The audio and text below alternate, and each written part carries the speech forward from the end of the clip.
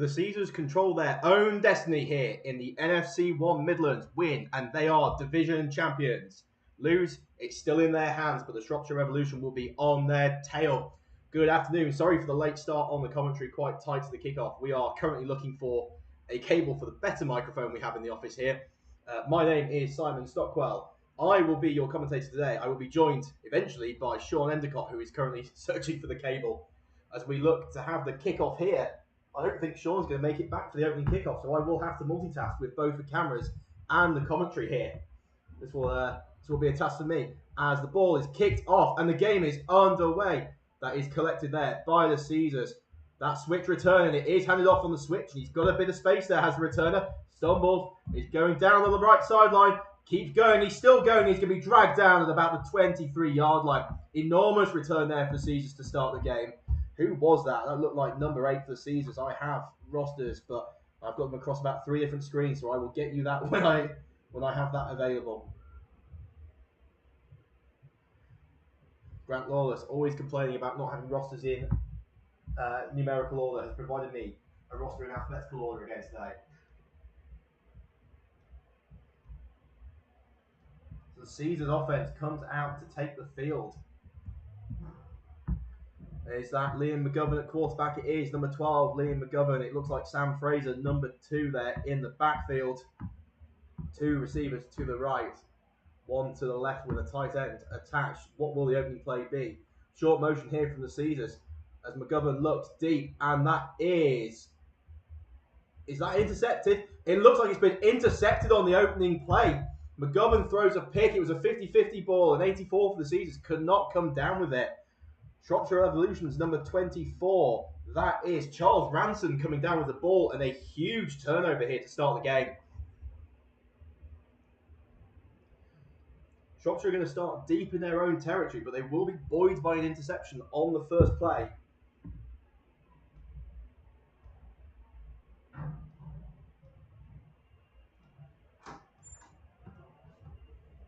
Coming back into the booth is Sean Endicott. What up? Have we found the cable we want? No, we're stuck with this mic today. Sorry, folks.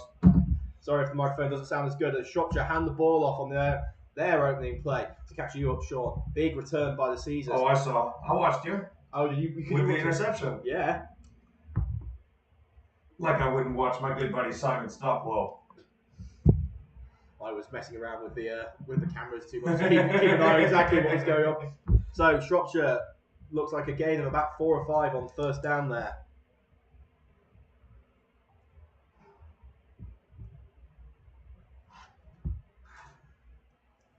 Let's have a look. What front?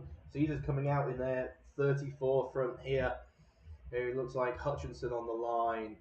I'm trying to look who else. It looks like John Winter there at left defensive end as the run goes his way. And that is going to be bottled up. A gain of about 2 there for the Revolution. Nice surge up the middle, obviously. Up the middle run. You need to see that push yards before contact is the key stat there. About 2-3 yards before he had to hit anyone in the white jersey. Yeah, it looked like Scanlon there, number 7, playing the Mike linebacker to clear it up. He did say to me before the game, is my name going to get called out about 20 times? And if he's playing Mike linebacker, I think it will be. That's a fair point. Third down here for the Revolution. Third down and about 4. Will they go to the air or are they going to try and keep this on the ground? They do have a running back in the backfield. Creeping up on the line there for the Caesars, and it is a blitz, and it is a handoff. He bends it outside, but is that enough for the first down? It is going to be a tight spot. Let's see if they move the chains.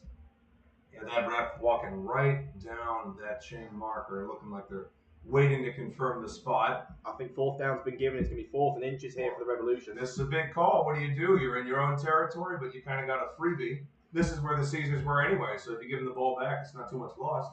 No, it looks like it's going to be a punt now. Shropshire are going to play the long game here. They will be punting the ball away while I try and get all of the screens that I need set up. So these two teams have met before. This was a 28-0 victory for the Caesars when they met on the 19th of May. So about 2 months ago now when they travelled over to Shropshire for that game. Short motion there from the gunner. Motion across. Punter has the ball. Oh! It looks like a bit of a short punt though. Will take a Revolution bounce. as it goes out of bounds at the 38-yard line. Probably the easiest spot we've had all year with that Yeah, one. yes, just landed right on it.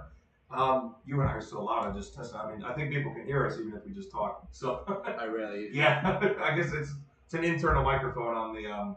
So we're all good. I mean, it's not as crystal clear as usual, but it's there. It's there. The benefit of a loud broadcaster. By the looks of it, we've got Mr. Brightside playing from somewhere within the David Ross Sports Village. Well, of course. I mean, pretty much always. Yeah. Did you see that clip with the Killers. England team Yeah, with the that Killers? was good. I enjoyed that one. Yeah, I mean, that was really great. Yeah, they for those who don't know, the Killers, I guess they had a concert the same day that England won the semifinal. They were playing at the Co-op in the Co-op Live Stadium in Manchester. And then as soon as the game winning, as soon as it's confirmed, I guess they had to punt this again. There must have been a penalty. There must have been a penalty that we missed. Couldn't Yeah. see that. We're too busy talking about Mr. Brightside. Well, you know what? It's fair enough. It's great. 5-yard penalty. I did wonder if the gunner false starter was on. Yeah, I thought they were illegal shift myself. Yeah. I know Brandon Flowers' nephew. Nice fellow. Oh, I love it when someone's bacon number is like 2. Snap back to the punter. Better rush this time, and I think he's got a better punt away. No.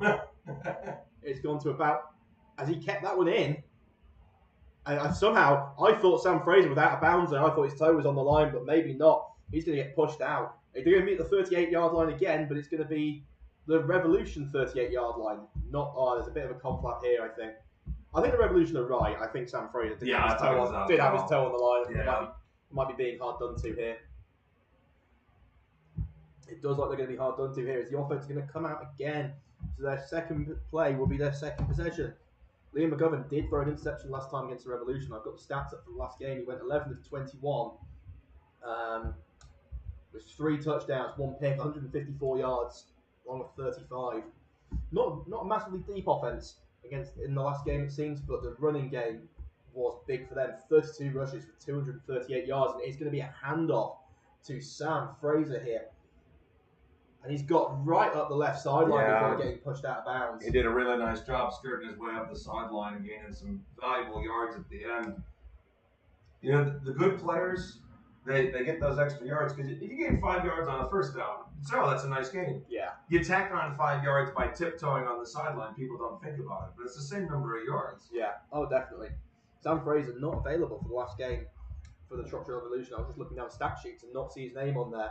The big rusher last time was Courtney Etienne, 80 yards on the ground, taking part of those 238 yards in total. Well, look at this formation. It's trips, but it's to the boundary side, so they're all a little punched up a little bit. It's a tight formation here for the Caesars.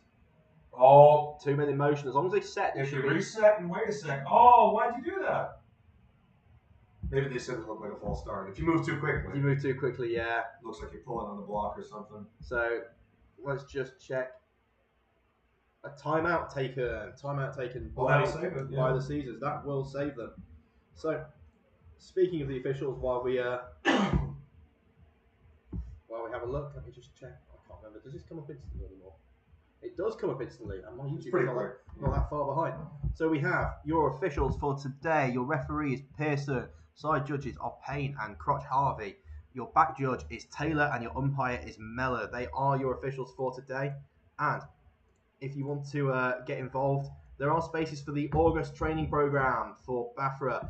This country is chronically short of officials. I've seen multiple games going on today saying, we've got any level 1 coaches who could help ref the game. Yeah. Scan the QR code on your screen and sign up to be part of BAFA just there. And as a coach who has a BAFA official on my staff, I just want to say it really helps when clubs have people that are qualified refs because you can ask them all these questions about formations, likely penalties. What's the ref looking for here?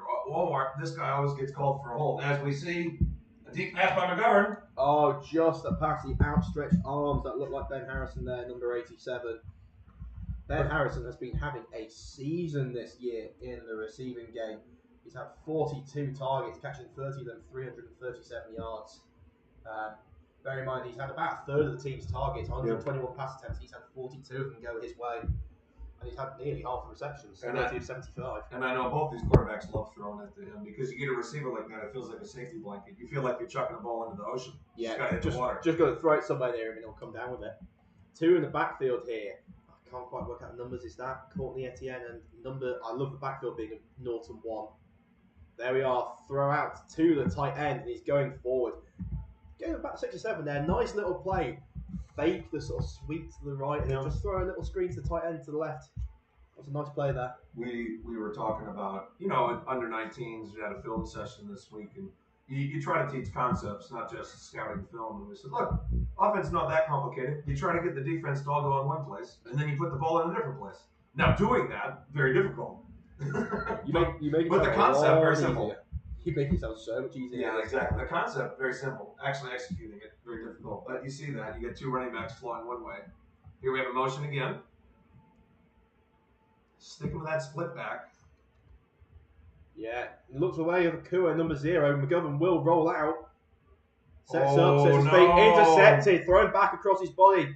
And the Revolution will be tackled inside their own 10-yard line. But McGovern, not with a good day so far. 2 picks to start the game. Yeah, flag. I think there's a flag at the end, but that's after the pick. So it's, the possession changed regardless. So it's maybe a tackle or hold or something at the end. Yeah, it might be a block. That's not a great decision by McGovern. He's got to know either run and take 3 or 4 yards or just chuck it out of bounds. You're just throwing across your body.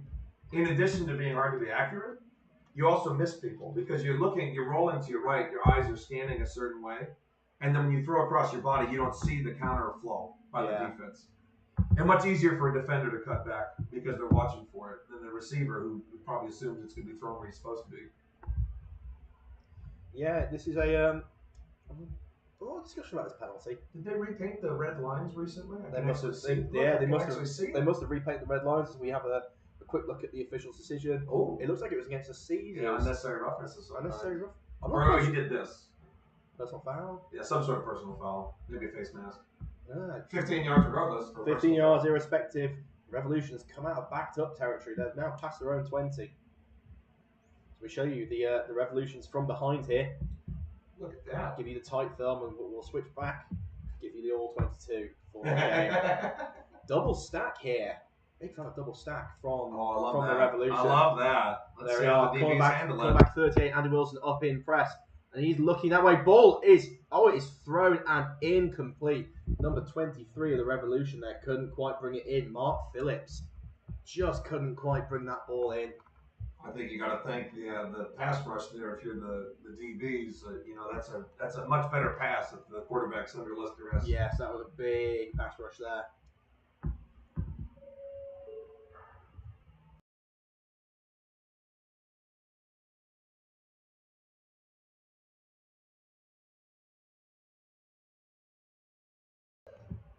Shropshire coming back out for what should be second down, but still his first down on the chains. And it's a handoff up the middle, and he's going to be met by basically every Nottingham defender on the field. Gain of, maybe a gain of half, gain of 1. Gain of falling forward. Yeah, I know gain, all things considered. When will they work out that the box is wrong? I don't know. I mean, I know who's on chain crew. Maybe I'll send him a text. Oh, they seem to have corrected it. No, he's correct. Yeah, come on, yeah. Come on, man. That was first down. Now you got third down. Well, they figured it out.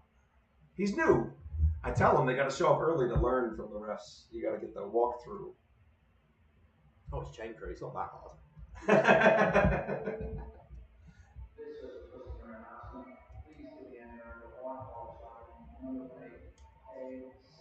Shropshire Revolution drop back. Big pass rush from John Winter there. He's coming around the back. It is floated up and it is caught there. I cannot see what the number was on that. Looks like number 8 after the tackle. Lewis Whitchurch bringing in the reception. That's how you roll to one side and throw back across to the other, isn't it? I guess. I mean, I still wouldn't recommend it. There were 3 Caesars in the area that could have made a play on that ball. And after all that rigmarole, it's still 4th down. Yeah, 4th and 4. We saw the Revolution punt in their previous 4th and inches. I presume this is probably going to be a punt again. For those of you asking about the audio in the comments, yeah, sorry, our nice microphone, seemingly its cable, has not come with it today. Yeah. What are they saying in the comments on audio not great ? Or is it just me? No, it's not just you. It's not just you. No, sorry. It's me and Sean talking. It's my accent. I just sound funny. Snap back, big rush, and only just getting the ball away. It's going to be brought in there. And return up the middle, taking it left. Oh. Big block. I wouldn't be surprised to see a flag come back on that one. There's a lot of space here if he manages to get round, but he gets flattened by number 12. Let's go back and see. Let's have a look. Is there a flag in the back? No. Oh, No flag in the backfield. Really? That was a big block. I know we're Caesars TV, but you can't block towards your own sideline or own end zone like that, can you? I didn't think so. Unless he managed to get his body in front and the Revolution player ran into his back. I guess. That is technically not blocking. Hey, look, I always say this. The ref has a better view than we do. You know, he's right next to it. Yeah. He's got a better judge on if he hit his numbers or his, side of him. Here we are, Caesars coming out. There you can see the offensive formation from the front. We switch back to the all-22. So McGovern, 2 interceptions so far today, but his defense is bailing him out. Can the Caesars orchestrate a drive? They've not had to go very far. Busted play, looks like it should have been handed off to Akua and he couldn't make it. McGovern runs out of bounds on the left, managing to pick up a yard or two there on a busted play. McGovern is a great quarterback. Obviously, you can see that from the stats this year. He's having a bit of a rough start. You have to wonder if it'd be worth just a few nice handoffs, see if you can move the ball. Caesars have a big offensive line. I think they have 9 offensive linemen today, so you can rotate. You can bring in some extra guys as tight ends. You can do some inserts, some folds, that sort of thing. And the Caesars are good at that. They have a really good run game, so I'll be curious to see if they go that direction. Yeah, it looks like they're still keeping with that split back. I can see Chris Baby is one of them in the backfield because you can see the hair coming out the back. Who is the other number? Number 23. I'm going to bemoan Grant for giving me an alphabetical roster. Oh, no. At least on the Excel spreadsheet. Motion, handoff to Baby, the big, bruising running back. Only managed to pick up a couple of yards there. Yeah, if you could have sent me the Excel, then I could have just sorted it myself. Yeah. Well, there you go. What number was I looking for? 23? 23. Absolutely no idea. This is where AI can help. Can you send that to AI to make this number order? Actually, now you're talking. I might put this in ChatGPT. ChatGPT, can you figure this out? Caesar's here, 3rd down and 6 while I have a talk with ChatGPT. Teach me to football, ChatGPT. What will McGovern do here? It is just going to be a handoff and caught in the backfield, number 19 there for the Revolution, doing a great job. He's going to get a gain of a little bit, gain of a yard. Field goal here, maybe a bit long. I don't know if they had a called read on the backside player there or if someone missed a block, but you can't get the run game going if you get pressure from your backside. Running backs can avoid the people in front of them. They can't avoid people hitting them from the side.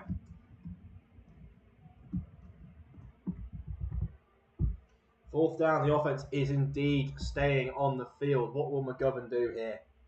Still 2 backs. I'm going to guess a pass, Simon. Two receivers to the left. One isolated far to the right. It might be a pass down on a little slant.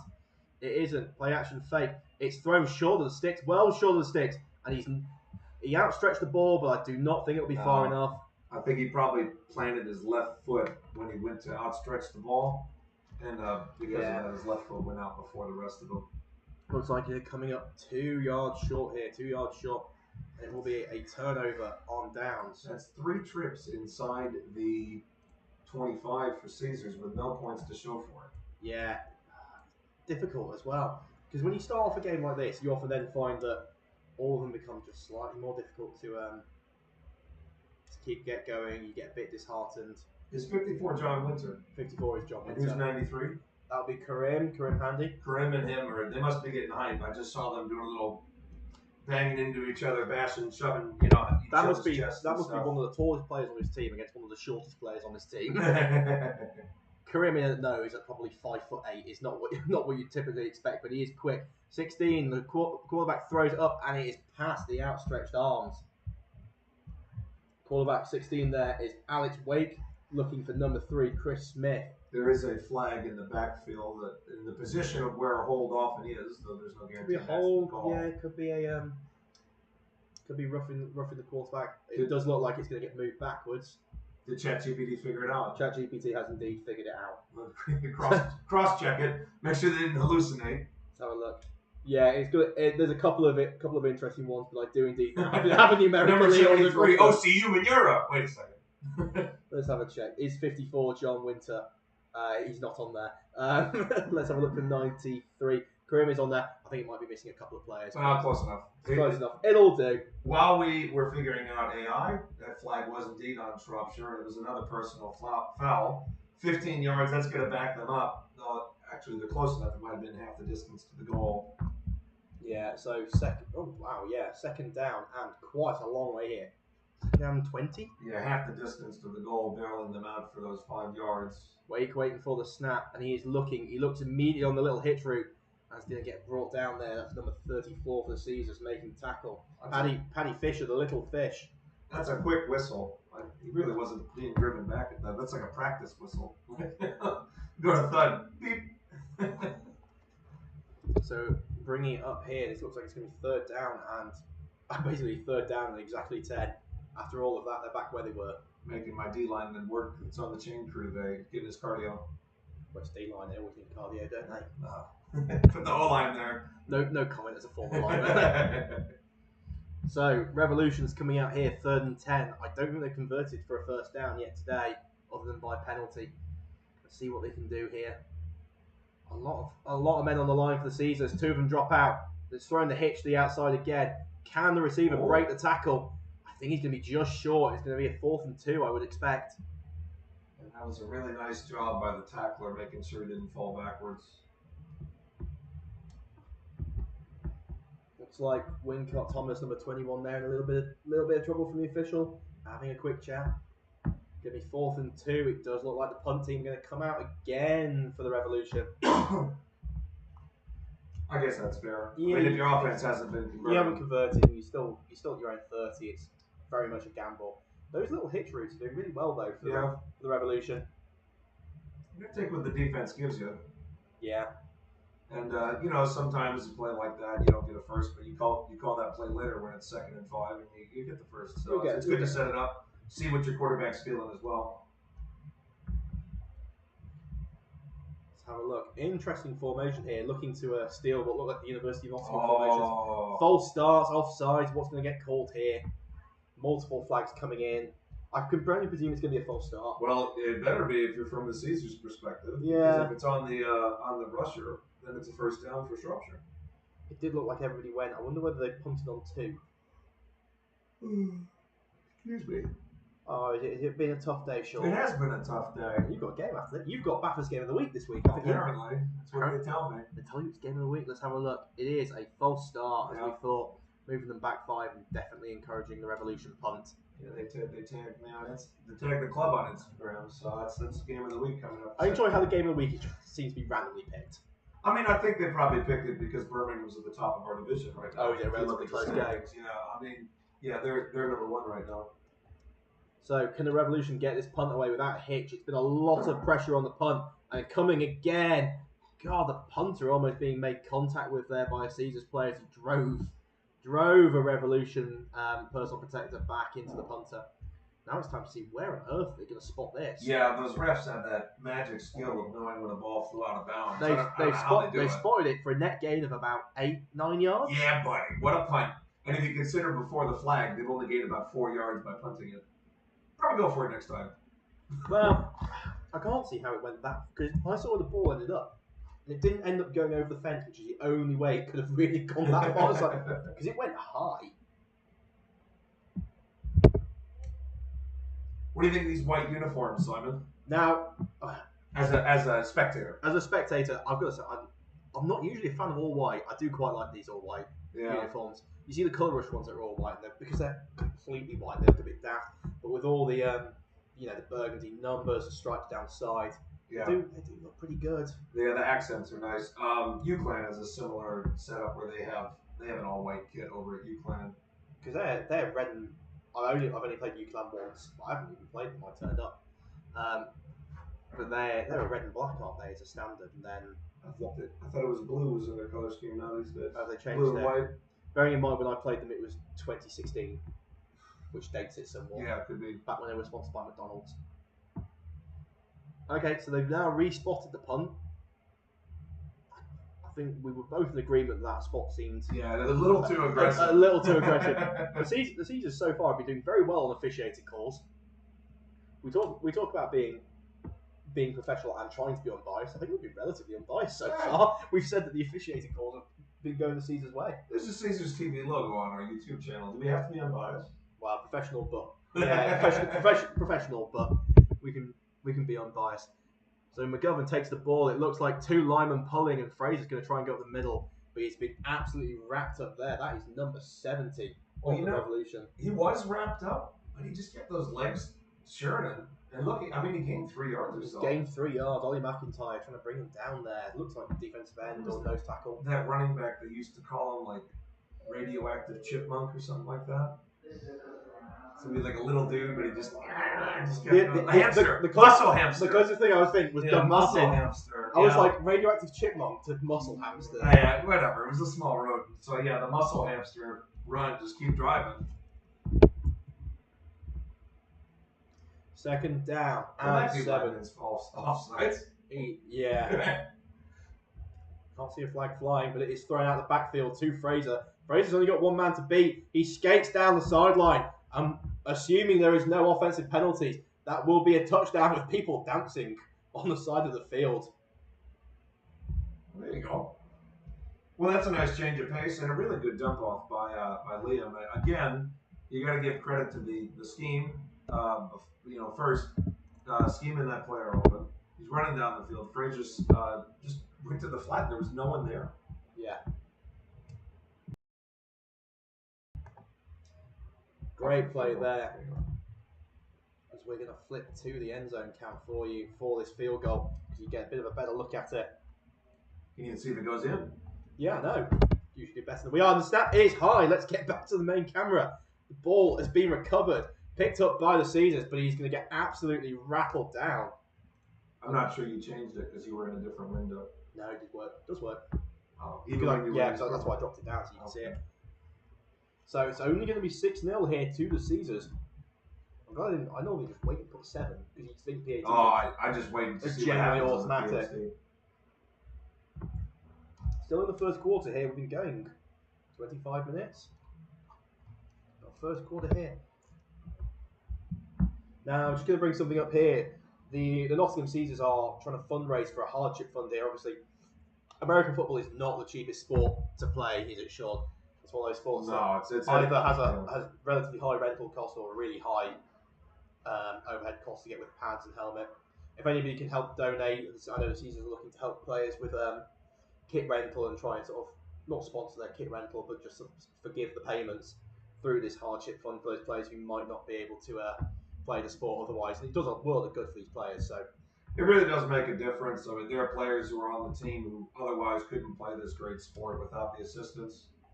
As we see this kickoff go underway.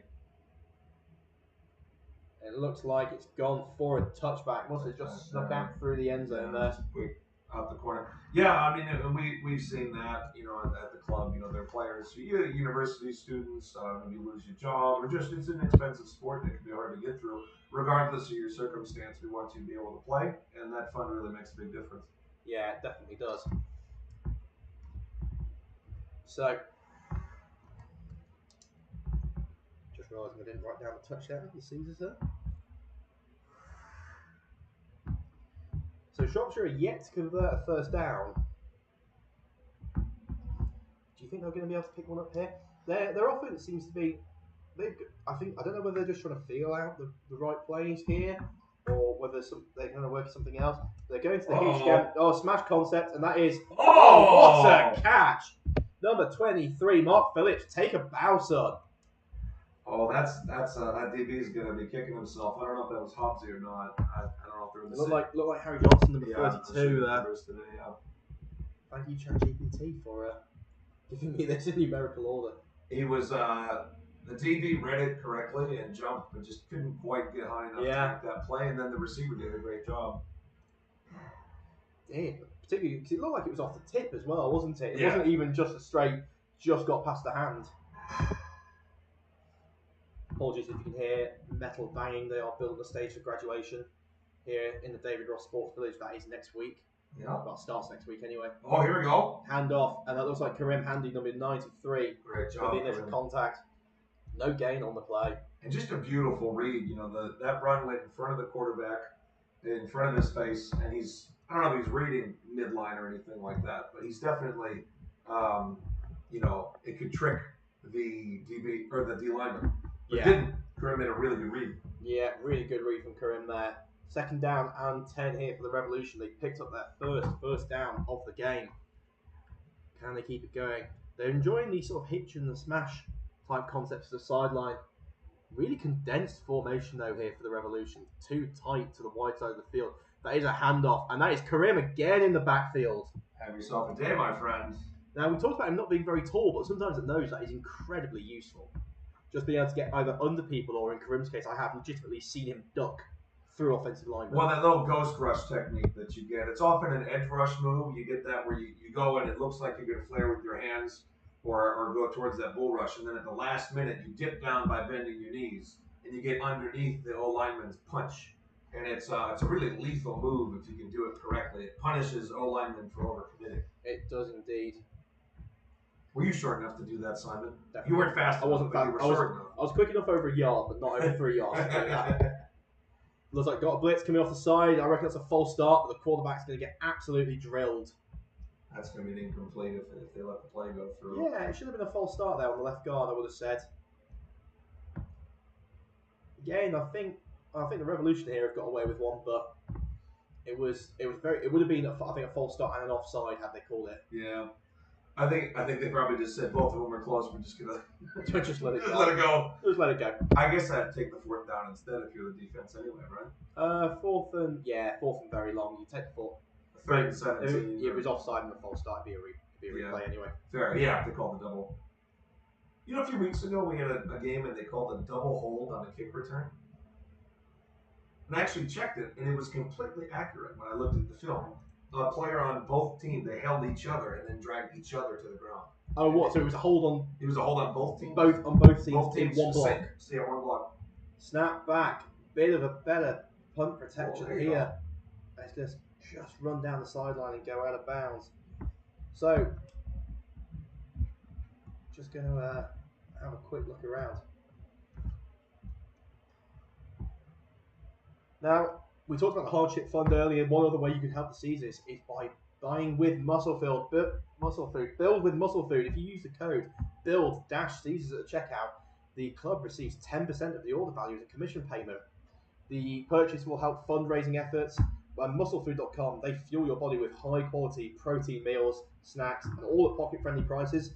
They also have prepped pots, which are these tasty, nutritious, and the chef-created healthy meals ready to be delivered to your door from just $2.49 per meal. So if you want to purchase anything from Muscle Food or prepped pots, use code build-Caesars at the checkout, and you will be helping the Nottingham Caesars fundraise. That's also, I think, part of their hardship funds as well. They're looking to help put things towards the club. Obviously, you can see the all-white jerseys. I think that's come as part of it as well. Now, I think this is going to be. I think it's worth touching on. This is technically going to be the first full game where these jerseys have been used.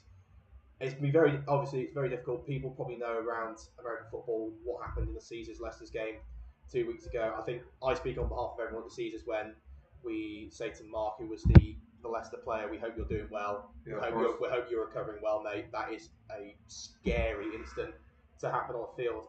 For anyone who wants any more details, if you go to the Leicester Panthers Instagram page, they put out a couple of statements. As we see the first down here, it does look like a handoff. Was that Courtney Etienne there, number 1? Yeah. But it's just something I think is worth building up on, bringing up. But also, you're a coach as well. For anyone who either doesn't know what to do in the event of a cardiac arrest or they think a bit of a refresher, I think BAFA have a course. Yeah, so there's a few different options. BAFA have a course that's specifically for that situation, cardiac arrest. There are also first aid courses that BAFA and BAFCA are both happy to recommend. They're both general and American football specific ones. If you do the American football one, you can see things like how do you cut through pads, when do you cut through pads, how do you remove a face cage when there's a neck injury. And those are really useful as we see another run, a pull down tackle from behind by Shropshire.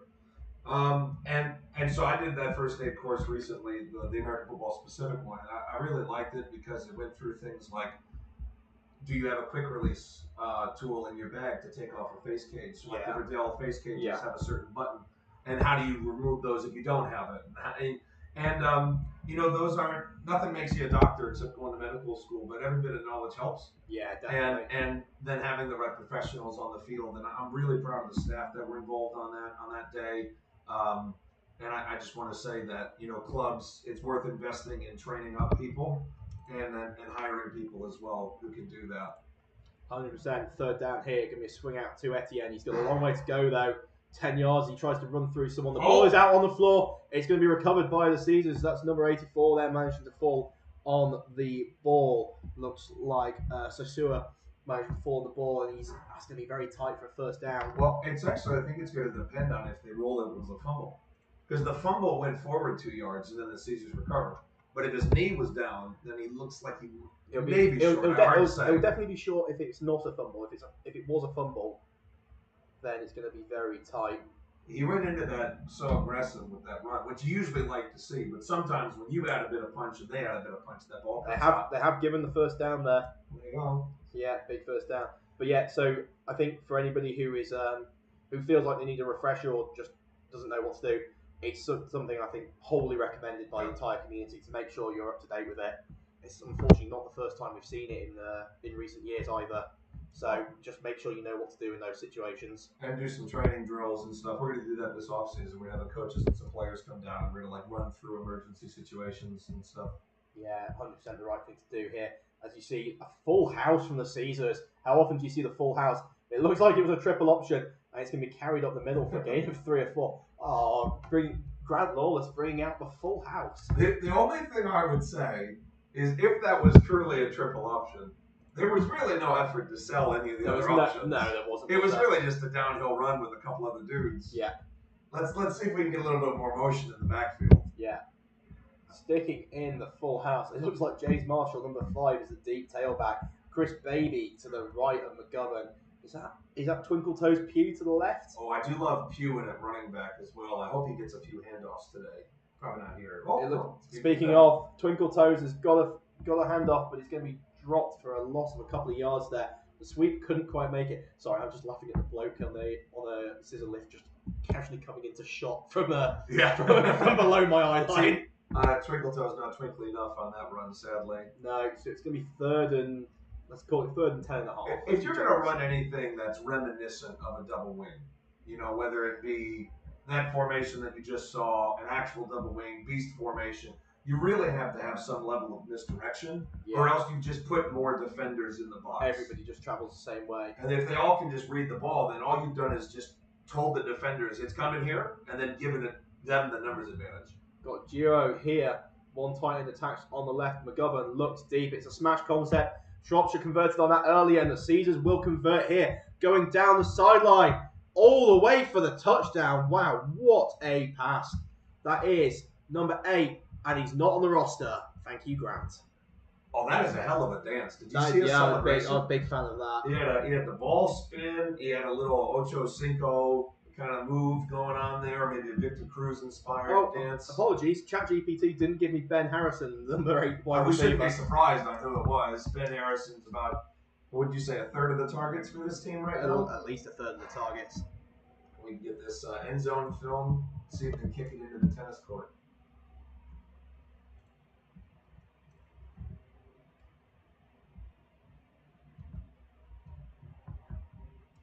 I do love me some cheeky end zone film. I actually prefer it. Snap back, Hobbs with the placement, and this time the kick is good into the tennis court. Into that tennis court. That's the key. We really need some nets. Maybe the hardship fund. Once every player can be covered on that.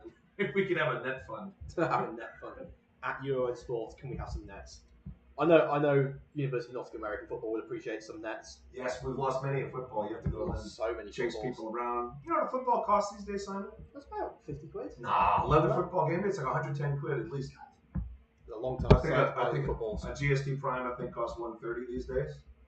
And then there's another brand. There's an even higher end version than the Prime, but I don't think I've seen any team use it yet. I don't know the pricing for that one. Sometimes there's team pricing depending on the retailer. Which, since none of them sponsor us, I won't mention any names. No names being named. No names being named. But footballs in general, they cost about the same no matter where you go. Yeah.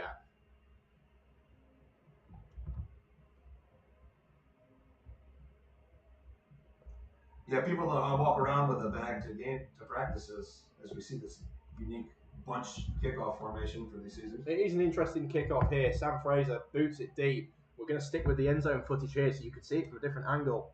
And it looks like it is a switch there from the Revolution. They've got big space up the sideline. Oh, you got to wrap up. Fraser makes the connection but doesn't bring him down. He's going to be brought down where Fraser made the connection, fortunately, but they have a scrap on the floor there, it seems. Probably. And there's also an injury I'm going to pan away from here. Yeah, we'll pan away from that. Stay on the end zone film as they walk up. Yeah. Speaking of medical staff doing their job, getting across the field.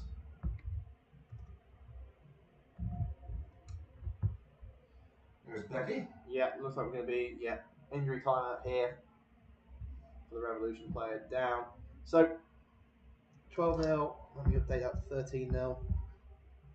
13-0, it was 28-0 in the return fixture back in May. So what have you thought about the Caesars so far, Sean? Defense obviously been strong all day. Special teams has helped put the ball in a nice place. And then I think the offense just had a slow start. I think the guys were schematically open, but just a couple bad passes by Liam. That happens. Obviously, he made a correction, and he's since made some big plays. So I think that's what you want to see from your quarterback. He gets punched, and he gets back and counter punches. That's exactly what Liam's done with these two TDs. Yeah, definitely. They look like Adam Naylor there, number 12, hopping off the field for the Revolution. So Shropshire are coming out here. One converted first down so far today. The Caesars defense has been really good. It's going to be a case of can the Revolution work out what to do. Playing some very soft coverage up at the top if they want to go there. They do not. They hand it off up the inside and are met by about 3 or 4 bodies. Really good job by the D lineman there. I couldn't see who made the first contact, but he shrugged off the offensive lineman and then filled the gap really well. Yeah. And then just was there waiting for the tackle. And those are hard tackles to make. You're standing still, the running back is moving. Really tough tackles to make. And so to make a guy not lose or gain any yards in that situation, it's good for him. As a defense at this level, it's mostly about fundamentals. Run, hit, tackle, make sure everyone on the other team's covered. Again, it's easier said than done. But, schemes in British American football, generally speaking, more simplified. It comes down to who makes plays. It does, and there is a snap here. It's going to be passed out, and it looks like number 23 again. Is that Mark Phillips, the receiver? I think he's been the big threat here for the Revolution. It is number 23, Mark Phillips, taking that ball. He looks like he's now down on the Caesars sideline. Yeah, I think we're going to get an injury timeout here as Becky sprinting back across the field. Hello, Becky. Why don't we take a look and see who's around? We got a sideline today. Nice on the balcony. Hello, folks. Oh, camping chairs on the balcony. That makes a lot of sense. Yeah, good crowd today. Got a few people down watching. For anyone who's thinking of coming down for the second half, parking is a bit sparse. The World Cup of touch rugby is currently going on, or is about to start over this week. Yeah, I saw the Francis team warming up just outside David Ross. I've seen the Hong Kong team around. It's really impressive that touch rugby at that level. They're so athletic and it's such an open field, and it's very difficult to stop someone. It is. What we've got now? Eye of the Tiger being played. Interesting. So here we are. I think just using the official timeout, a bit of time to grab a drink, have a chat. We are in the second quarter here. Got any comments on the stream? Anybody watching? No, people just saying that someone said the audio sounds fine. They must like your accent. I think we're just loud enough that we can deal with an internal mic. Yeah. That's the reality of it. Shropshire coming out here for their is it second down or is it third down? Third down. Oh, of course, first down was no gain. Second down there. Short motion across by the flanker. He's going to go out on a wheel. 16 look. Is it picked? No. It went through about 3 pairs of hands. It was looking for Whitchurch there as the intended target from Wake. I wonder if he's almost grateful he didn't catch that. There were 3 Caesars defenders ready to sandwich him. There were indeed. Tom Giles, I think, was the opening player there. And Shropshire's punter, is having a busy day today. Getting a good workout. Getting a good workout. A little stretch. Nice day out. Enjoying the sunshine. I wonder how far it is over from Shropshire to here. A couple of hours? Do you think? Yeah, 2 hours. You can get to most places in the UK 2-3 hours from here. Yeah, it's not too bad. Or at least in England. Obviously, you start another. Let's not talk about trips to Stirling. We've done that one before. Yeah. Two personal protectors here. It almost looks as if they want to roll this out to the right, but they just haven't done it so far. I like to see a lot of teams adopting this sort of moving gunner. Almost blocked there by Wilkins. Number 22 had his arms up, and Sam Fraser's got a return lane. If he can turn the corner, he can. Number 99 had a chance to absolutely decapitate him and did not take it. I gotta say, Shropshire, I know you're not psychic, but we've now had 3 or 4 punts in a row where the net yardage is like a 4 or 5 yard gain. You gotta start wondering if going for it's worth it. Yeah, because if your coverage team's struggling that much, you might as well. Well, that was it. The coverage team just couldn't quite get down there. Either the punter's not punting it high enough, he's not getting the hang time on the ball required for the coverage team to really get down there. Because initially that's what the 40-yard time was. Yeah. The 40-yard dash was how quickly can you cover a punt. Yeah. And then, given it was about 5 seconds, and punt time from snap to catch was about 5 seconds. So to the Caesars' credit, they have some really good returners. Oh, Sam Fraser is an excellent returner. If they did Pro Bowl for returners in British football, he'd be in the conversation. 2 pulling linemen there as the ball is out. Ball is on the floor. It's time to see who's recovered it. It was a very, very late fumble. He's running with it. He's running with it. I think I wouldn't be surprised if they turned it over, but it's one of those I wouldn't be surprised if they claimed he was down. There we are, Joel Pearson in the white hat, just having a discussion with his crew. Hey, Joel. I quite like Joel. Joel's a nice ref. Yeah. Good crew. We're talking about recruiting refs. I mean, they're really good for the game. The more experience, the better. Mike Crotch Harvey does a lot of Caesars games as well. I see his name on the list a lot. Well, it's just like anyone, right? As a player, you get years of experience, you become a better player. Yeah. Same with the refs. I love seeing this recruiting drive, and then each year the reffing can be stronger. I met with, I say met with, just chit-chat. It is a turnover. They've given Shropshire the ball. I think that's the correct call as well. Yeah, I agree. I was talking with some of the refs at the BAFA convention recently, and we were at the awards dinner. Awards dinner. We're gonna plug the hat that you've got on the sideline. Yeah. BAFA Coach of the Year 2024, Sean Endicott. Yeah, Youth Coach of the Year. No, Coach of the Year. Very honored, of course. When I was at that awards dinner, and I was just gonna drop that one in there. Stop it. That's how you throw out the refs. And I was talking, and this is a ref that I've known for years, and they're talking about how the game grows and you get better at everything. And we were joking about some of the calls that have been made over the years and stuff. And it's like they're as much part of the game as anyone, arguably more because how many games they end up covering. Yeah, they do end up covering a lot of games. Snap back, first down here for the Revolution. They've tried this inside zone going to the left. They just can't get the push on it. Only gain of 1. You've got to start thinking that they've given all these inside zones going one way. You might start trying to pull the counter coming back the other way. The issue with the inside zone is if you can't stop the D lineman from moving back against the flow, you have to flow the whole defense one way. If one person can get that counter movement with any type of swipe, swim, duck, dive, anything, it's just the whole play can get shut down. Second down and 9 for the Revolution. Will we see them go to the air here? I think we will. It looks like a drop back. Quick throw into the void. Really nice play there by Wade, the quarterback. I think he realised he was hot off the edge, and he's just thrown that to the receiver. That's a little. I think that's Mark Phillips, getting number 23. That little hitch route, you've talked about that all day. Just keep going back to it anytime it's open. Yeah. It looked like Caesars brought a blitz off the top of the screen there, whether that was an outside linebacker blitz or even the inside linebacker blitz from a 34. And the receiver just runs to the vacated hole. Wade throws it well under pressure.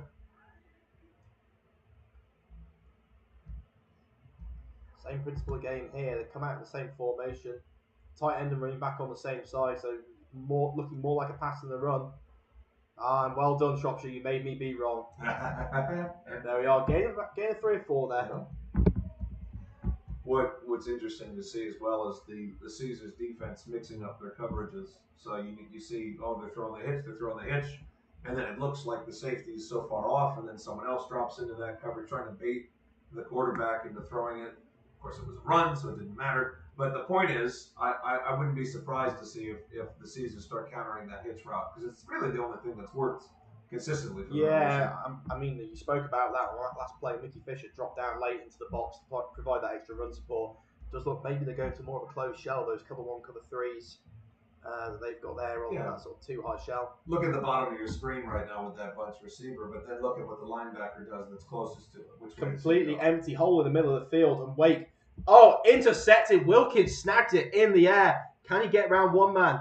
Oh, Wilkins has just turned the wrong way. If he'd have gone left, he's got a big return angle. He's going to bring it to just past halfway, though. Wilkins with the interception. I mean, I hate to say I told you so, but I don't. I'll say you mix up the coverages, you drop some guys back that you thought were in the box, you change that look for the quarterback. Makes it really hard to make the same reads. It does indeed. So while we are waiting, let's talk about the Bierkeller and Shooters bar. Bierkeller and Shooters Sports Bar in Nottingham offer a unique blend of Bavarian hospitality and sports entertainment. They definitely do. I enjoy the steins from that place. Located in the heart of the city centre, these joint venues provide authentic German beer and unmissable live sporting action, shown on the biggest non-cinematic LED screens in Nottingham. Whether you're a fan of traditional beer halls or live sports, Bierkeller and Shooters promise you an unforgettable experience. Speaking of sports events, 8 p.m. Yeah, of course. It's going to be 2-1 Spain. In my office pool, sadly, I've said 2-0 Spain. You said 2-0 Spain. Yeah, I've said 2-0 yeah, Spain. I need to get my office pool one in, and I think I'm going to have to say 2-1 Spain. I work remotely, but a lot of we have our entire company. Anyone in the UK has like a separate channel that we just chat, just for banter and stuff. And we have a pool going in that about this, and I got the last one right with the score, which made me feel good because it was a straight up guess. And this one I said 2-0 Spain, mostly because if England wins, I'm going to be happy regardless. If I happen to pick Spain, then I'll win the pool if I get the points right. But what was funny was they were saying, oh no, boo, Sean, and I said I'm here to win pools, not make friends. I'm currently tied third in mine. Mine has gone through about 4 different rule changes on the way because we keep getting ties and nobody's predicted anything right since the quarterfinals. It's obviously the solution. If you actual you doing a penalty, it was doing a penalty kick. No, our rule set now is if you get every penalty kick right for the first 5, you get 20 points. Oh, there you go. Bearing in mind the leader's currently on 100. What? It's basically a win. It's basically a winner. Considering I don't know the regulations on this in the UK, for the record, I'm not betting anything in this office pool. It's my office actually is a fund. It's just giving people money who do things. Mine's apparently a fiver.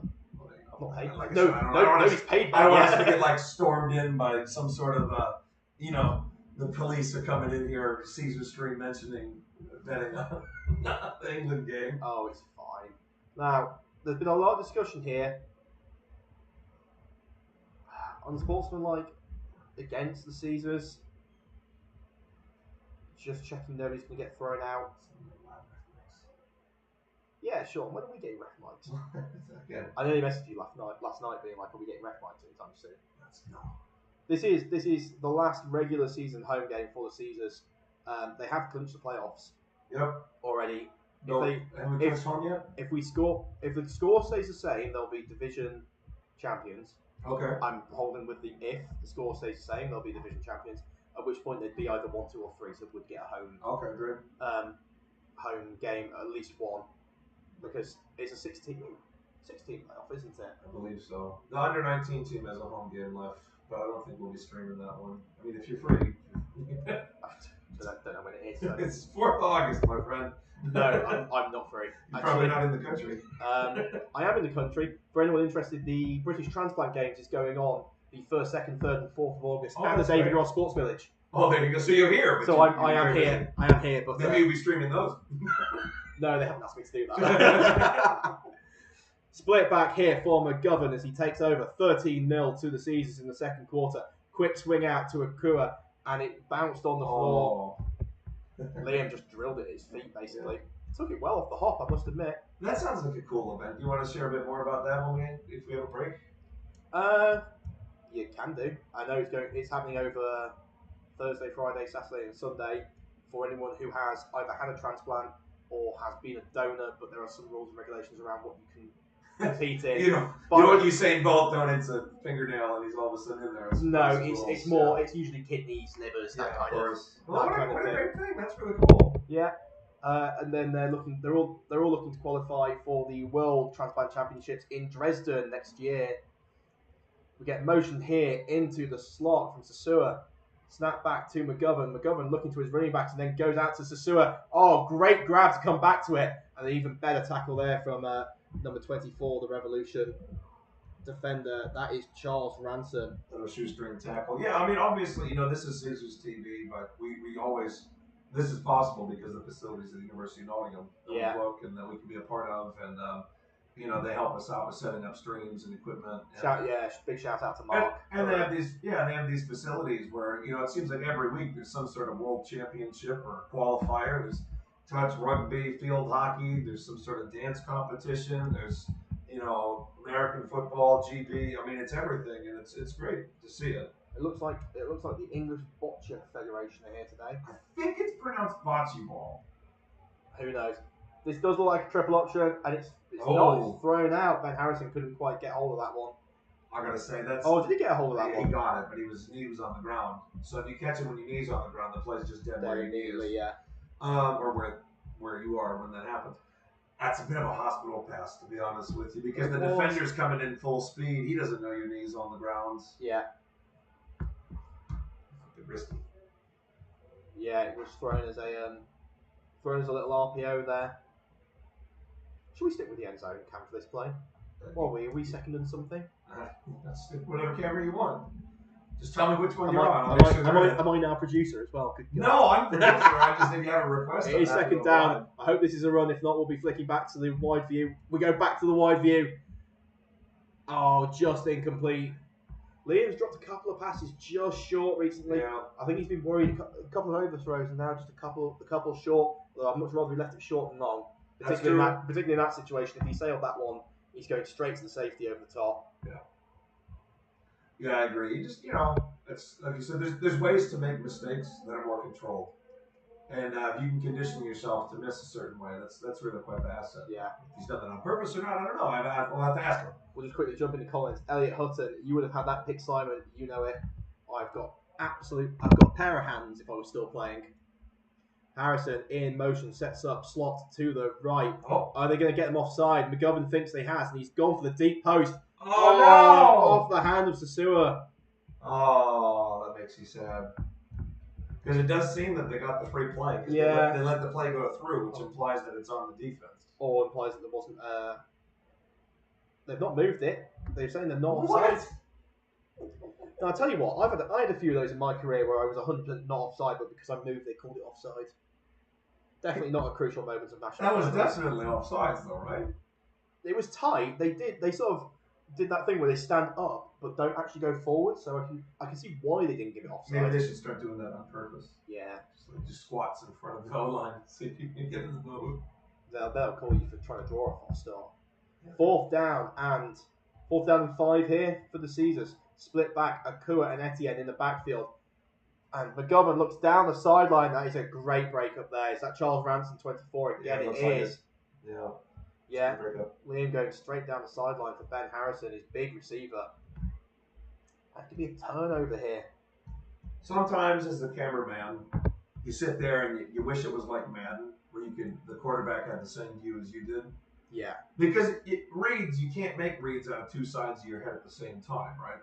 So he's looking there and he's making the throw, and then over here you see someone in the flat who was open, but if the read as you look left first, you're not going to see them. So it's frustrating when you get that bird's eye view, and then when you sit there on film on the next day, you go, oh, if I just looked that way. Well, they got assigned reads, they got progressions, and things they got to go through. So it's like it's not always as easy as we just missed the guy. It's like you just got to call.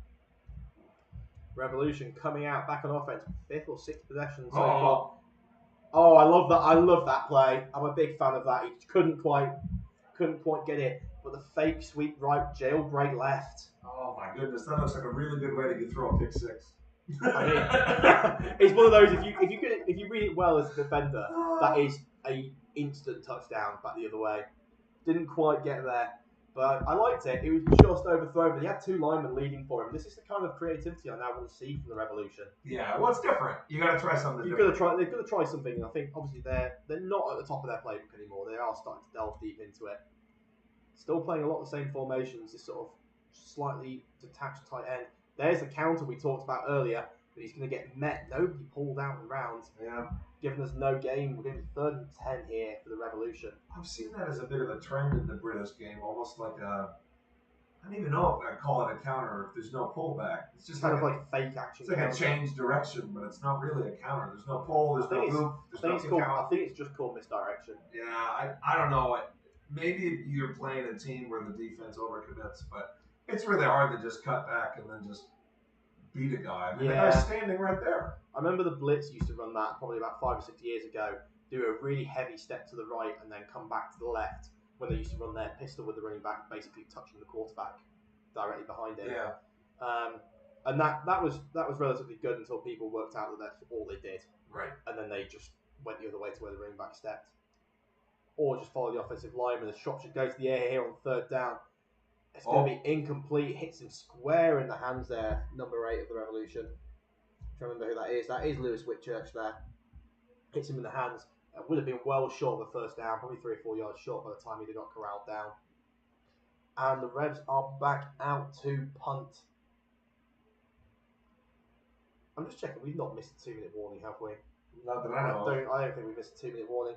Sure, I'm gonna go for dynamic camera action on this one. What do you want? We're gonna go for the end zone, and then as he kicks the ball, we're gonna go wide. Okay, fair enough. So I hope you're ready for. Doesn't affect my filming one bit. Yeah, but I appreciate the heads up. Over the last 3 years, we've very slowly improved all the technology to the point where we've now got a little stream deck almost that we can control everything with. Big pressure. The ball is away, and we're back to the wide film. As it is a short punt, probably the best Revs punt of the day though. Nice roll, going to go down. It'll technically be an inside the 10 punt. Yeah. Down at the 9 and 3/4 line. Huh. But yeah, I mean, we've got to shout out University of Nottingham here, and yourself, Sean, for providing some of this tech. We've got a stream deck to control everything now, so we can go back and forth. All we're missing seemingly is a cable for this microphone, but internal microphone's fine. I'll have to bring my spare next time. For what it's worth, it's not a stream deck because that's made by Elgato. This is a Razer device, but I don't think that really matters. It was more. It's not like it's sponsored. Like we do whatever tech we want. Stream deck, if you want to sponsor. Yeah, Elgato, give us a call. Elgato, I'll use whatever you want. Got a flag down in the backfield. Was that 12 men in the huddle? Looks like it. By the amount of people running off, Joel Pearson seemingly counting up the number of Caesars players there. Joel, do you want to do it for the camera? Ooh. Yeah, the last thing realistically we need now is a ref mic. False start. But they weren't lined up. Odd. If I see him, I'll ask him about that at half time. Fair enough. I swear these red lines are darker than they were last game. They must be repainted. Well, I wasn't here for the last 2 games. They are admittedly difficult to see. I won't deny that. But what I will say is when they're freshly painted, it does make a big difference. I know. Particularly the end zone camera seems to show a bit stronger. Yeah. Let's go. Let's have a look at the end zone camera here. Look at those red lines. This could be a run. If it's not, we'll pan back to the wide view. Let's see if the left tackle kicks back or forward. And no! A big busted play here. McGovern's going to take it round the side. It's going to get pushed out. Almost a safety. Almost could have done with just throwing that away. I think we're definitely going to stick to the end zone view here for this next play. You would think that Grant's going to probably come back out in the full house and just run bash. Look how close this ball is. I don't think you can spot that any closer without that being a safety. That's ball sponsor. I'll rotate the ball. Let me get the sponsor. Tell you what, talk about the HD on these cameras. To go down and that. Oh yeah. That level of detail. 4K cameras. 2 of them as well. Both of them you're watching are capable of 4K streaming, which we don't stream in 4K because it takes too much. I think we stream 1440 right now. Yeah, we stream in Ultra HD. Alright, here we go. You've got to presume this is a run. Revolution stacking the box. It is a run. Safety. And that is going to be a safety. Let's check the officials. And, yep, safety is given. Yeah. Tell you what, I'm now going to find the The Reds scored, put a 2 in. Yeah, there you go. 13-2. That's a score you see every day. 13-2. What's the closest score in Army to that one? Yeah, well, in BAFA, it's probably happened a million times. Probably happened quite a lot, 13-2. I've seen games that were like 4-0. Yeah. 2 safeties and no other scores. I've seen all sorts of some weird scores over my time. Now you get to see the safety kickoff, which is from a different yard line. I believe it can be a punt or a kickoff, right? Yeah. I don't think it has to be dropped. It doesn't have to be a drop kick. I think professionally it has to be a drop kick, but yeah, punt. Yeah. But yeah, now it doesn't have to be. So that's going to be 13-2. Look, I'm writing down safety as if it's the only thing that could have been. Oh no, 2-point conversion back the other way. Yeah, there is. That happened in the last under-19 game. We had a player run back an interception, pick 2, 100 yards for 2 points. Yeah, it's a lot of running, but it was good. I don't think this is an England-specific rule that you're allowed to kick it or punt it, but I like the rule. Yeah, because punters, otherwise you see some punters, they only go about 10-15 yards. Kickoffs are much more consistent. Yeah. And also you're not then trying to learn a new sort of, a new specialty. So here we are. End zone cam here, my friend. Look at that. Yeah, I know. Sam Fraser to kick this off. And it goes relatively deep here. The Shropshire player just not making the ground up. I never quite understand that one on a kickoff. Coach Lawless is very clearly not happy about something on the sideline. Well, his offense just lost yards and got a safety, so I'm going to guess it's that. To be fair, is he ever massively happy on the sideline? We might have given like 49-0 once. He's probably happy then. He was probably happy then. What I was going to say with the kick return, I've seen that before, and when my players do it, I get really frustrated. I know why they're doing it. They're trying to let a hole open up. But the reality is with a kick return, those holes open up so quickly. You got to be moving. You've got to be going at full speed. It's like, who was a really good kick returner that became actually decent running back for about a year? Cordero Patterson. Yeah, Cordero Patterson. The Falcons. He was always going absolutely full tilt and just ran the hole open. It wasn't a case of... That's why Justin Fields should do it. Snap back, and it's that misdirection play again, but nowhere to go. It was like Henry Scanlon was the first to meet him there, number 7. Again, there's no pulling guard. You basically just done all your blockers to the left, and then the running back's going by himself the other way. Yeah. Well, let's point out Henry Scanlon, multi-sport athlete, apparently won the local T20 final the other day for Wollerton Cricket Club. Wollerton Cricket Club call him the multi-sport athlete on their Instagram page. Well, it is accurate. It is accurate. Yeah, I always find it interesting. Shropshire are keeping the tight end and the running back on the same side. Normally you would go on 2 different sides. Snap back, and it is a hitch again. It's just this soft coverage being played by the Caesars. I think they're relatively happy to allow these 7-yard gains, knowing that they don't think Shropshire can go down the field with it. Yeah, well, they're not going to do... Yeah, here's a 2-minute warning. They're not... Shropshire, so far, based on what they've done, they're not going to get 10 7-yard completions in a row and then drive it down the field. So... You need to just figure if you give them one every once in a while, you'll still shut them down. Yeah. So we are now inside the 2-minute warning. Caesars have 2 timeouts. Shropshire have 3 by my reckoning. Couldn't quite see Joel's hand gestures there, and also the fact that 3 and 2 look almost identical from a distance. 3, 2. Yeah, you got to do the ref hand signals to make sure that they don't look the same. 1, Texas, okay. Fist. Yeah, exactly right. So it's time for Shropshire to take some shots here. You would think that probably they'll try and convert this first down. Although a bit tighter coverage being played here, they're going to opt for that wheel up the sideline. He's going to throw it into coverage. I think he's probably going to pick that up. I'd give him a first down if I was spotting it. Is the ball out there? Oh, it's really going to depend when they blew the whistle. I think they're going to say the forward momentum was stopped immediately. Yeah. And just give him the first down. The ball did end up in the Caesar's hand, but... Yeah, first down given. I think that's the right call there. Only by a hair. I want to see Shropshire take some shots now. You haven't seen the quarterback air it out too much. I wonder what kind of arm he has. Yeah, a couple of slightly longer balls, but what you probably call sort of mid-intermediate. 20-ish yards in the air, and then he can push it to the sideline. He's not got a weak arm by any stretch, has he? He's throwing a couple of out routes. He's throwing that corner. Kind of hovered up there, which I think is part of the issue.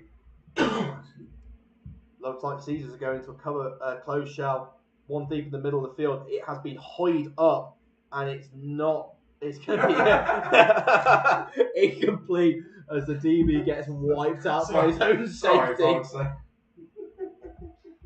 They like rolled in unison. Yeah, that looks like Harry Johnson coming over and absolutely destroying Tom Giles in the back. So, but that's what we just said though, wasn't it, Sean? Take a shot, particularly on first down as well. At least on second down, now you've threatened airing it out, and that was probably a 35, 40-yard pass in terms of air yards at least. Considering we expect the deep pass, why don't we switch to the end zone view here, and well, you can see the plays. Yes, sir, producer, sir. It's a run. You can always switch. It's not. It is a pass, and it is thrown to the out route. Now, this is what I was saying. Now you just threaten deep ball. You can at least now go you can go to the shallow with a bit more ease, but it looked like it was just incomplete there. So third down. If you're Shropshire, at what point do you consider running the ball? No. There's yeah. You do a draw play now if you have it in your playbook. If you don't, I would just stick with what you have. I think Shropshire just taking a timeout. Yeah, I was going to say, do you consider it? Because otherwise you're going to leave the Caesars 2 timeouts and 70 seconds to work with. I think enough time. It's an interesting game because I think by most stats other than turnovers, the Caesars have been rather dominant this game. But they really shot themselves in the foot on several drives. Yeah. 2 interceptions, a fumble, bunch of trips inside the 25 where they ended up not scoring. And look at the scoreboard. It's only 13-2.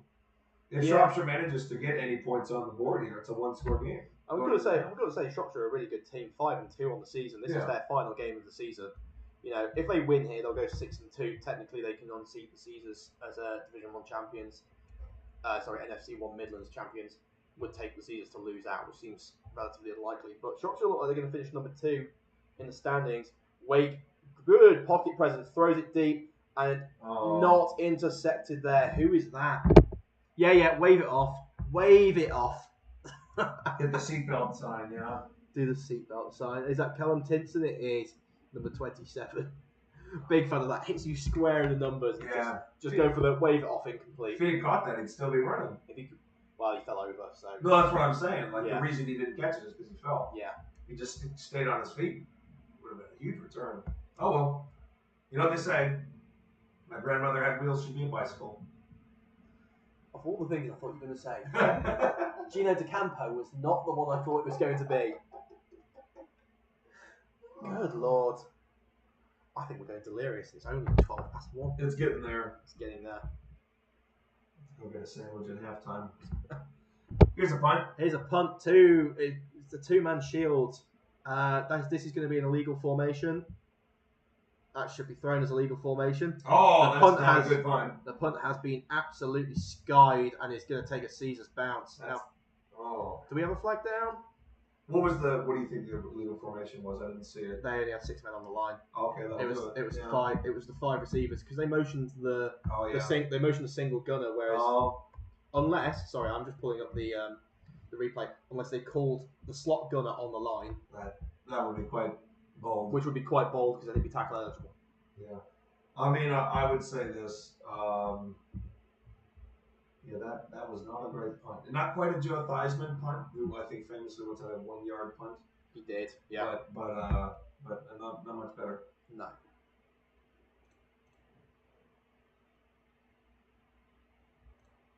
So we are just waiting for the Caesars to come out here. They are now coming out onto the field. Onto the field. We've got about a minute left, yeah. I reckon there's probably about 70 seconds left. 2 timeouts here for the Caesars. Well, where's Ben Harrison? Throw it to him. I'm trying to find where he is actually. Is he slot to the top of your screen? Yeah, someone's just saying in the comments as you can see a run. Oh, a run here by McGovern. He's fooled even me. And he's going to take that out of bounds on the read option, saying that both gunners at the top were on the line of scrimmage. Although I think one of them was a bit Nelson Aguilar on the line of scrimmage. As in a salty Patriots fan here who claims he was very much not on the line of scrimmage. Technically that was tackle eligible on that play. Well, you can't report a tackle eligible unless their number is eligible. Yeah, but it was a punt if you think about it. So they're not actually an offensive tackle. Yeah, that's fair. Let's switch to the end zone view until Liam decides he's going to pass this one. And Liam is going to pass this one. Throws it across, and there's Ben Harrison. Makes the first man miss, but cannot get out of the arms of number 2 there for the Revs. Well, clock stops on a first down in our league. Yeah, it stops until the ball is spotted. No, they call the timeouts, it doesn't matter. Call timeout. Reece Melling's there on the tackle. Good tackle from him. Well, we're now at about the range of Liam McGovern's deep ball. Yeah. We're actually a bit closer than his range, but we was at the 50 and we're now at the 35. By the time he's dropped back, yeah, you can make the end zone hit. Yeah. And so I think that's what you're going to start. So now you got a first down. You still have one timeout left. The timeout can be saved in case you need to kick a field goal or if you get sacked. And I'd expect some deeper passes here. Does it look like a timeout's been called from somewhere? Yeah, they signal the timeout. Oh, is it Caesar signal the timeout? Oh, of course, yeah. I think they just want some more time to think about it. So I was just thinking about the idea of a tackle eligible punt. It is. I'd have to talk to this came up with under 19s because we wanted to put more linebackers in on punt, and we have to check that. So I'll have to get word and get back to you on that. As far as I'm aware, there's only number eligibility. Otherwise, you're fully eligible. McGovern here, snap back. Speaking of the deep ball, the fade is thrown and it is caught and it is taken for a touchdown. I'm just making sure there's no flags. Let's go to the wide view. Joel Pearson, the umpire, signaling the touchdown there as the Caesars score just at the end of the half here. That's going to be heartbreaking for the Revs as well. Because you're looking at it, trying to remember who possessed the ball first. It was the Caesars, so the Revs are going to start with the ball, start the second half. But we've gone from 13-3, which feels relatively good. Now, 13-2 to 19-2.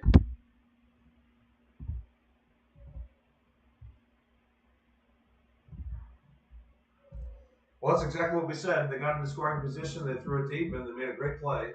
They did. Snap back. You probably tell better than me if that was good, because I couldn't see the good. end zone view. Yeah, it was good. That was Sam Adair. Big reception going straight over the top of the DB and then managing to break it all the way to the end zone. So, 22. I keep forgetting there was a safety. 20-2 here for the season. That's a really big play by Professionalism. the Caesars. Yeah, well, and I think it's a really good job by Liam McGovern. I know he's had a couple struggles with some interceptions, but he really bounced back. Those were really early in the game, and then he really bounced back. Deep pass, short pass, the pass to Harrison over the middle to set up the long ball at the end of the half. These are the plays that you want from your quarterback. That's a playoff quarterback type of play. Yeah. And that drive, or if you want to call it a drive with that few plays, but that drive where you go, you set it up you got the scramble, you got to run, nice pass over the middle to your key receiver in Ben Harrison, and a deep pass. Yeah, while we wait for this kickoff, let's talk about one of our other sponsors, the Pizza Box. This stream is sponsored by the Pizza Box Nottingham, Nottingham's finest wood-fired pizza. This is event catering tailored to your needs, whether that's weddings, birthday parties, hen, stag do's, festivals, any other celebrations. Even kick returns here as we're about to see the kick go. It is a short onside kick recovered by the Revs. Well taken. He can have a Pizza Box pizza tonight for that one. You can find them on Instagram, Facebook, or at the www.thepizzabox.uk. Pizza Box Nottingham. You can also get in contact 07498 315 558. Instagram at pizza_box_Nottingham, or on Facebook at Pizza Box Nottingham. I have seen some of the pizzas; they do look really good. They're very good. I love a good what do they call proper it? wood-fired pizza. Wood-fired pizza. Yeah, they cook a little different, a little thinner usually. Usually a little thinner, but really crispy on the bottom. Yeah, I like it. Those proper, almost Italian. You don't want to pizza. fluff this pizza. No, you go to Domino's, you're like, okay, this is fine. Speaking of, I will come back to this after this play. I've got a such a lineman conversation here. Yes, it is. I went to Italy, and you are right. That is about how the pizza. It's a different type of pizza. They invented it, so they should know. Yeah. Scanlon here on the blitz. Big hold from the interior of the offensive line, but won't get caught. Now, going back to Domino's, would you like to know who sponsored the World Domino Championship? Pizza Hut. Pizza Hut. Yeah, and it says if you like Domino's, you'll love Pizza Hut. Yeah. It's clever. I like it. I saw that one yesterday. To this day, I used to work in marketing. My wife worked in marketing, so it's a big thing for me. To this day, one of my favorite commercials ever is when Taco Bell hired a bunch of people that were legally named Ronald McDonald to say that Taco Bell breakfast was great. And then, because it's not lying to have a guy, and the name strap says Ronald McDonald loves Taco Bell breakfast. And McDonald's had to give away a load of free coffee to try and stop people going to Taco Bell, which they then usually picked up on their way to Taco Bell to get the breakfast. Yeah, fair enough. Drop back from Wake here. Oh, I'll tell you what, apart from that play there, actually even with that play there, Wake's had some really good pocket presence. yes. I think it looks like we got a red play down, number 25. All right, then. Should we just Yeah. let's just pan away from that? We'll go look at the Caesars sideline while we do that. Hello, Caesars. There's so very many of you. So very many. Mike Romano and Deck Hutchinson there on your right as coach. You look at how many coaches the Caesars have got as well. So very many of you. I can't remember who I was having a chat with Pregame, but they just said the sort of organisation and professional level now of the Caesars is almost unrivaled in at least Division 1 football, if not across the country. Got Chris Baby, Paddy Fisher there. There's Coach Eddie Giles from NTU. Grant Lawless having a whinge. Dean Malpass. He's on the sidelines today for the adult team. Mickey Fisher taking time out of preparing for a wedding. I can only presume so. He got engaged a couple months back. There's Romano, coach there, helping out. And you can see some of the Caesars fan jerseys now as well, which are available to purchase. Yes, of or course. at least used to be available to purchase. If you want to get one, get in contact with the club or get in contact with Grant. He seems to be dealing with a lot of them. Yeah, so they're really quite stylish. They look really good. We got the injury taken care of. Yeah. And we've also got some phantom zooming, don't we? Yeah, got some phantom zooming out. Do apologise if you see it just constantly zooming in. Occasionally it just does this. Stick drift, that's what it is. If you have a Nintendo Switch, you're familiar with it? And there we see the Shropshire Revolution taking a knee, so it looks like we will be going to the half. It is. We are going to the half. So you all score at half time. The Nottingham Caesars 20, the Shropshire Revolution 2. So we will give you 10 or 15 minutes. If you come back to your screens at approximately 25 to 2, you will see the start of the second half. I will put up the half-time screen. I'll mute the mic and I will say, with myself and Sean, thank you for watching this first half. We hope you join us for the second half.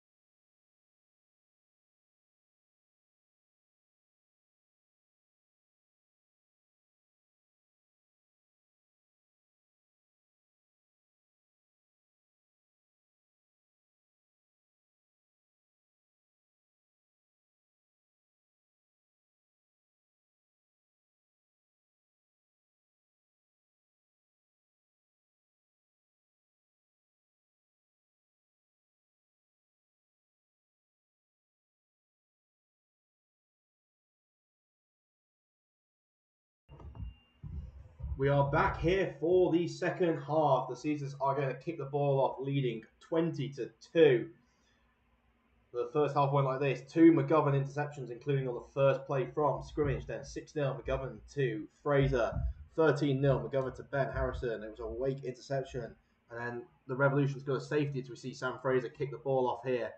It is recovered by the Revs. It is a switch handoff. He's got a hole at the left-hand side, and Sam Fraser tracks it, forces the fumble, but bounces out of bounds. Revolution going to take over on about the 30-yard line. So yeah, 13-2, Revolution got a safety off a decent punt, and then McGovern to a dare down the left sideline just as the second half was about to expire, made that 20-2. Joining me back in the booth, presenter, commentator, under-19s coach of the year, Sean Endicott. Hey, that's me. How's it going? So we've had the halftime, 20-2. If the Caesars win this game, they will lock up the NFC1 Midlands Championship for a second year in a row and third time in 4 years. So big half here needed for the Caesars to try and take them 6-0. For Shropshire, we started to see an increase in offensive output towards the end of that first half, but nothing really to be done overall. Slightly different formation here as they hand off on that another misdirection as Wilkins absolutely flattens the running back. I've said it before and I'll say it again. Just you cannot run that play that many times without a lead blocker. Yeah, you just can't. It's okay for a misdirection every once in a while when it actually catches the defense off guard. But if that's your base counter play, you're just going to get murdered. As the running back did there, Wilkins came absolutely flying in from the outside linebacker position to just fold on that running back. I'd like to see Wake try a couple of different pass progressions. So we've seen smash, we've seen basically 4 verts. But I'd like to see something else and China, something like that. Again, they've just tried exactly the same play. Outside linebacker, who is that? Number 10, also known as not on my ChatGPT roster, has flown in and absolutely demolished him. So the Revolution going from 1st and 10, you're now looking about 2nd and 14. Third and 14, apologies. Yeah. Really long down distance for them here. I thought Wake did well. He had really good pocket presence in that first half. He did well manipulating the pocket, stepping up. And the pass pro wasn't bad either. Only 1 or 2 sacks in the whole first half, I think. No, not at all. It looks like there was a big call in the botcher as he had a big celebration down to our right. Wilkins looks like he's blitzing off the edge, and he is. Wake, again, showing that good pocket presence, drifting. Just a slight overthrow of the receiver there. I think he was looking for number 8, Whitchurch, again, down the left sideline. But he's been really good, just sort of drifting in that pocket, giving himself some more time. His receivers just have, his receivers have been able to come open. These Knots DBs are incredibly good. I think you've got Andy Wilson as one of the corners. It's probably Paddy Fisher as the other corner, then Mickey Fisher and Will Hobbs as the safeties. It's just a dangerous set of combinations for a back 4. Yeah, I think a lot of people would fight to have even just 1 or 2 of those guys, let alone all of them in one defensive backfield. Yeah, barely anything been going here for the refs through the air. Not for one to try through Wake, he's done a really good job of it. As they come out to punt. Now this one definitely looks like the gunner was off the line. He was. We're going to give him a see if blocked into him. It was blocked into him, which is Don't touch it. Why? And then Wilkins comes through. There should have been a flag there. I think it's going to be flagged on Wilkins. It seems fair enough. Well, there should be at the end for Wilkins. The punter, they didn't call a flag because he was blocked into it. I was blocked into him. I'd say I feel hard done to if that was me and I had a flag call on me. But I think it's going to be 15 yards against Wilkins here, number 22 for the Caesars. Yeah, if you throw a dude into the punter, it's on you. Just don't do that. You're hurting your own. Well, he got through unblocked and then somebody else backed up into him or got thrown into him in the air. And it's just rough. It happens, unfortunately. Injured player is being helped off, getting off the field with some assistance. Yeah, I wouldn't be surprised if that was the guy who got absolutely blasted. You might be able to hear some scissors in the background. That's Sean cutting his play calls for later. Yeah, I got risky. I'm interested to see how Sean's play calls are all get open. It's get open on 1, get open on 2. It's true. Bit of a conflab here from the officials. Well, they're probably deciding if it was a late hit or not. I mean, it was a dirty hit regardless. Yeah, it wasn't great. Just as a reminder, your officials, your referee Pearson, umpire Mellor, side judges of Crutch, Harvey and Payne. and back judge of Taylor. 5-man crew here today. Always nice to get a 5-man crew. Here's a signal from the ref, Mr. Simon. Looks like we're going to have unsportsmanlike. Yeah, against, we can only presume number 22, Andrew Wilkins, sorry. And that is going to be a first down, but the Caesars being marched back.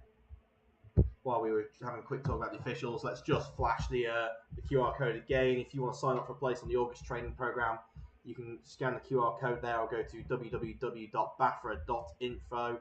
Either use the email there, recruitment@bafra.info, or Bafra official. I seem via, I still call it Twitter, even though it is officially X nowadays. Yeah, most of us do that anyway. I still refer to it as Twitter. Worst rebrand in history. Yeah, it was appalling. Even the Washington football team was better than that. Yeah, that is better than that. First play from scrimmage for the Caesars this half. McGovern lined up in the shotgun. He is flanked by a running back. That is Sam Fraser, who manages to take it out to the right.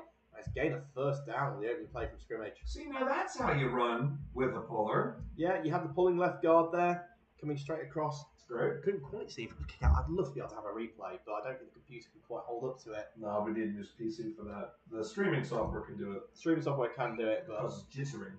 it does indeed. You never know, I might click the button and you'll work out when I've tried to sort the replay buffer out. So there is the button down here to do it on our software. But yeah, big gain on first down there. Sam Fraser's been a menace on the ground. He's been a menace on the ground all season. As he tries to be a menace there, but goes for a loss. Now that was that time he was going across the puller, so was trying to get a down block and a kick out. It just didn't work out in the box. Yeah, Sam Fraser, who's averaging 6.8 yards a carry coming into this game. Basically the highest of anybody with a reasonable amount of runs. Christian Pole's averaging 7 yards a carry on 14 carries, but one of them was a gain of 53. That'll do it. That will do it. Courtney Etienne is really the other leading rusher, 190 yards, 181 when you account for a couple of losses. Grant's giving me this as gain and loss rather than just net yardage. Well, you gotta go with the bigger number. Yeah. Uh-oh. Second down, Etienne. He's not going to be a loss of yardage this one. It's going to be a small gain about a yard and a half, 2 yards. I think that's a really good example of you draw a play up and you're used to all the circles and X's lining up where the coach said they would. You had a puller or you had someone lead blocking on some sort of fold or an insert block, and they didn't really hit anyone in the hole. And so they went the right way, but the person that was closest to him went through the line. Yeah. So 3rd and 11 here for the Caesars on their opening possession of the second half. I just love hearing the Caesars Well, I'm sorry. just go through cutting up the play calls. We used to yell plays with code words and stuff, but we found these are better. Anyway. You got trips to the narrow side of the field Whoa. here. One very isolated receiver at the bottom. McGovern looks to the trips, throws a wheel. I tell you what, I can't tell if that was either a perfect throw or completely underthrown. But either way, it could be converted for a first down. And Coach Lawless loves that on the sideline. Certainly a perfect completion. The receiver did a great job of hitting that ball and then making sure they were in bounds. Yeah, receiver did a great job. Very much a hole shot there. Straight down. It looked like a cover 2. Corner stayed shallow. Safety went off deep. And I think it was a wheel as well, wasn't it? Up the sideline. Should we stop the replay buffer and just see how badly it goes? You can try it, but you have to figure out a way to do it. No, it's already stuttering. Yeah, we're already... Stop that. We're Stop already it. already running at about 12 FPS. That's what would happen if we tried to do it. It was within moments. Literally started immediately. We're running at 60 FPS here. I don't know if we dropped to the 30. Nah. Oh, I think we've got an offside jump here. Play. Here we Govern go. throws it deep. Oh, Adair couldn't quite come down with it through the hands. Good play there by, I think that's Ransom, number 24. Can I say one thing about this Caesars offense is that they lost one of their key contributors at the beginning of the year. Watassin, yeah. One of the best receivers in this division during this whole level of play. Torres Achilles. Yeah, Torres Achilles, and obviously that affected the offense. And seeing them still have such a potent passing attack, is quite something. Usually you lose a number 1 receiver. That's a little bit different. Yeah, typically it's a struggle when you lose your number 1 receiver. You've got Ben Harrison there as well. That's always good to have. Liam loves a good throw out of the backfield as well. You got Kua there, number 0. Big fan of the running backs being 0, 1, and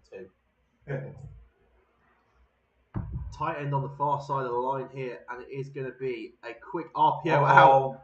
I think it was so overthrown. I don't think that was the intended target there. Yeah, that's not what you want.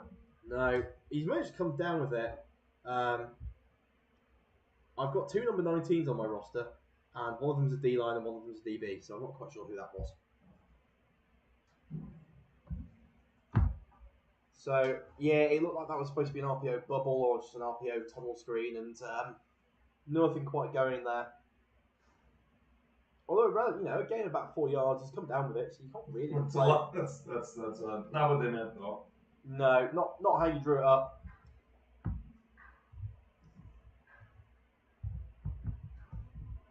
So you're just having a lot of formations condensed to the boundary here. What the heck happened there? I'm Is that a confused. timeout? Grant Lawless is on the field. Yeah, he's halfway on the field. It's usually a sign. Usually saying it probably was a timeout. Yeah, it looks like timeout taken.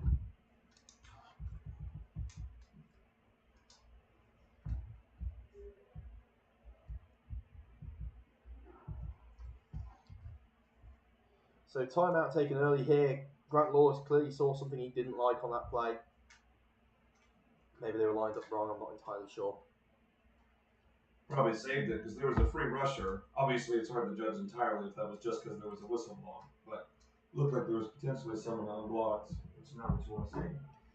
So let's go to one of our other sponsors, an early timeout here. That is Virtue Investigations. They're specialising in patient safety investigations, complaints and human resource investigations for the health and social care sector. At Virtue Investigations Limited, our experienced and qualified investigators work efficiently and effectively to provide impartial and reliable results. We understand the unique challenges and complexities of investigating healthcare incidents, and working in partnership with our clients, we're committed to providing the highest level of service tailored towards the organisational needs without putting undue strain on internal resources. You can get in contact at virtueinvestigations.co.uk or get in contact at LinkedIn, Virtue Investigations Limited. As we see a handoff here, number 23, taking it up through the middle, manages to break through the mud and the flow in the backfield and pick up about 5 yards there. Nice little run. A really interesting thing on the backside of that play is the offensive lineman for the Caesars ended up on the ground with the Shropshire Revolution player on top of him. But I think it was that they kind of pushed each other around and then the guy landed on it. Yeah. He's 5-7 yards away from the play. Yeah, I know. I think it's called finishing blocks. Yeah. Well, except he finished on the bottom of the block. But, hey, if you're 7 yards away, you're fine. Yeah. Robert Wands there on the carry, number 23 for the season. So it's going to bring up about a 3rd down and 2. Wands still in the backfield. Caesars have been relatively effective converting these short 3rd downs.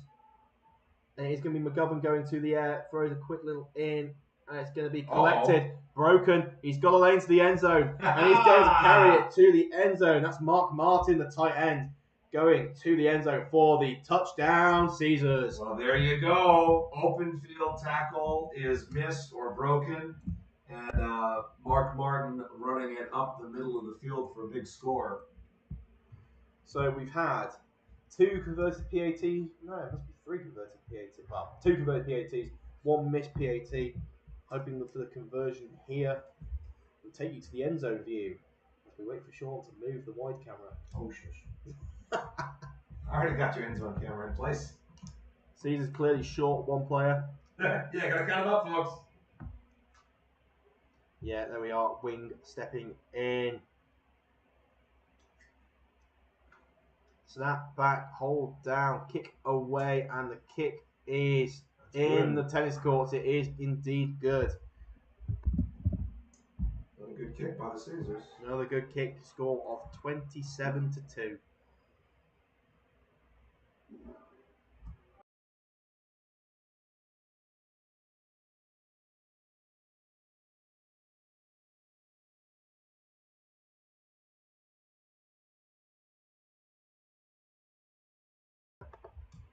(27-2) here for the Caesars against the Revolution. Just dancing between the different camera angles we have here.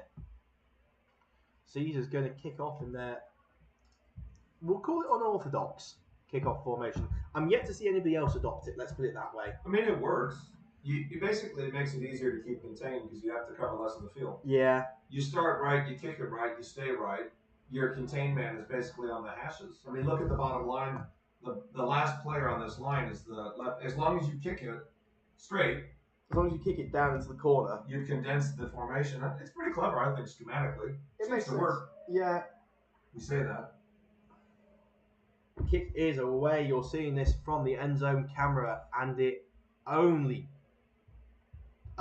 just bounces into the end zone. That's a live ball until it touches the end zone. It was only in the end zone by about half a yard as well. It was barely in. One of the players celebrating as if it was a score. Sadly, that's not the rule anymore. No. Used to be, back in the day. Yeah. Can you remember there was the box score in the NFL that was somebody kicks off touchdown? Yeah. Because the Buffalo player didn't dive on it. Yeah, no, that does happen, but not anymore. I believe the game's moved away from that, probably for safety reasons. Nah, boring. Once it's in the end zone, it's dead. So Shropshire here coming out, probably about 8 possessions today, but nothing really going on offense. I do have to question sometimes. They have moved the tight end across now, which is something we've been discussing throughout the first half. They moved the tight end across. The running back again. Okay, so I did see that one, and the left tackle does indeed try and block in. So it is a design misdirection with no pull, but it just doesn't work against 34 defense. No, it doesn't. Does it? No. Not when you've got an outside linebacker coming free.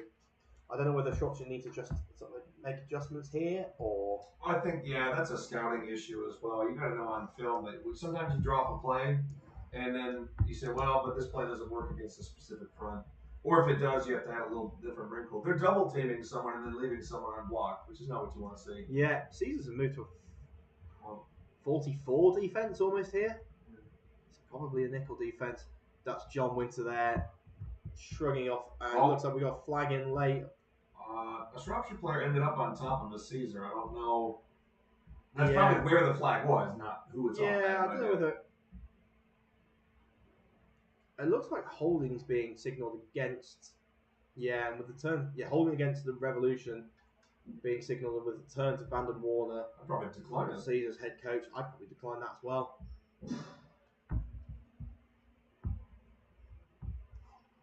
Let's see. Henry Scanlon, number 7, wants that declined.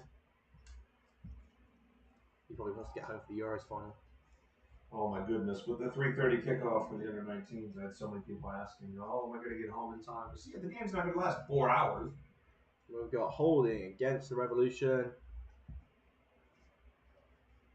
They've accepted it. Still second down. Interesting. Well, I guess if you look at it, maybe you're in the realms of a safety here, as Caesars were early. They started on the 10-yard line and then got back up to the 1-yard line. Yeah, fair enough. Trying to properly go for the scoregami.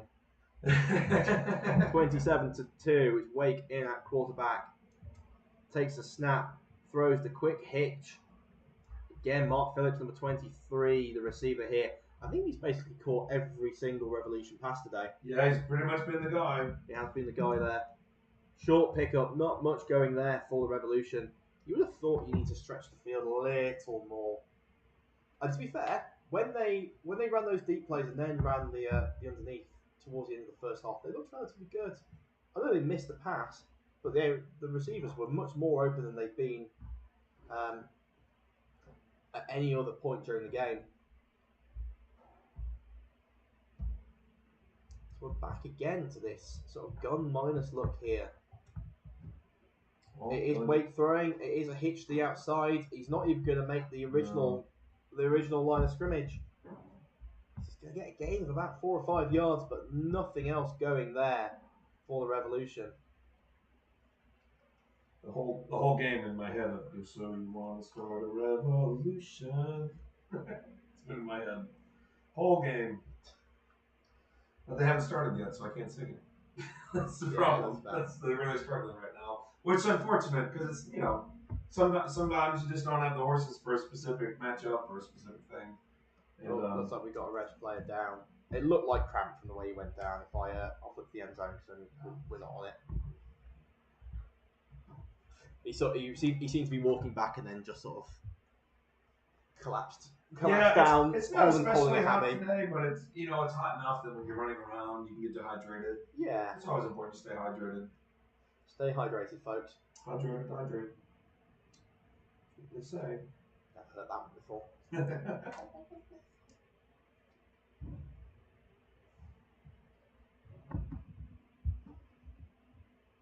Just leaning over to have a look at the main cameras to see where we are with everything. I need a coaching intern to do these risk coaches. You want to be a coaching intern? Give me lots of experience. While we're here, let's just flash the hardship fund up again.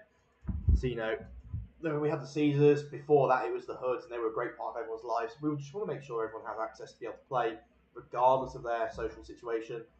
So with that in mind, this is the hardship fund, fundraising for when players are in need.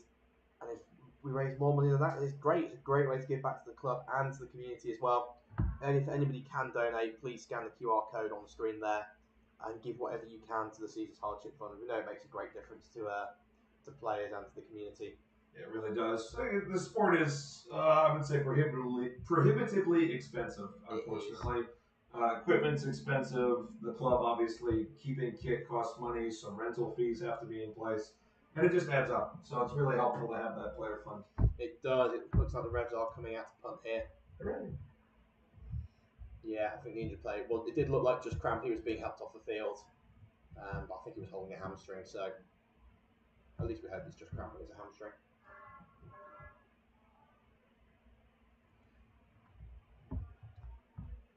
Yeah, more and more people seem to be taking this. I'm interested to see what number 15, the right tackle, was doing. I don't know, some sort of tackle motion. No idea. Motion from the movable gunner. Uh-oh. Snap back. It looks like a reasonably decent punt here. No coverage unit there. No coverage unit there. He might have a hole if he if his own player doesn't get in the way. He had a hole. Oh, he would have got 20 more yards if they hadn't bumped into each other. Oh, no. It's a shame. That is a shame. Who was that? Number 8, Ben Harrison on the return. Just couldn't quite sneak it around. I want to give a shout out to the long snapper of Shropshire. Someone put a bet on with me pre-game about how long it would take for you to mention a long snapper. He's really good. He's doing a really good job. Yeah, that ball got back there quick. There was a Caesars player off the edge that ran their body right into somebody and then just kept going with momentum and still managed to get the punt off. Yeah, doing a really good job. If you got bad long snap, that doesn't happen. I do love long snap. I didn't. I enjoyed PAT long snap, actually. Let me clarify. I like training to long snap in the gym because it's fun.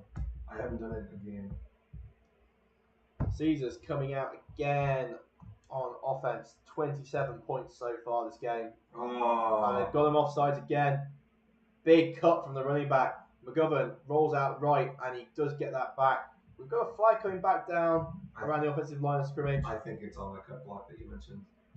Oh, we got pan off left. Okay. Yeah, we got a res player down, and just from the speed of the medical staff, I'll just wanted to make sure we got off that. Yeah, we'll just stay off there for now. Yeah. Oh, now what you want to see? Not what you want to see at all. I think let's just mute ourselves for a minute. Let's just see what plays out. Yeah. And we'll come back live again when we get an update.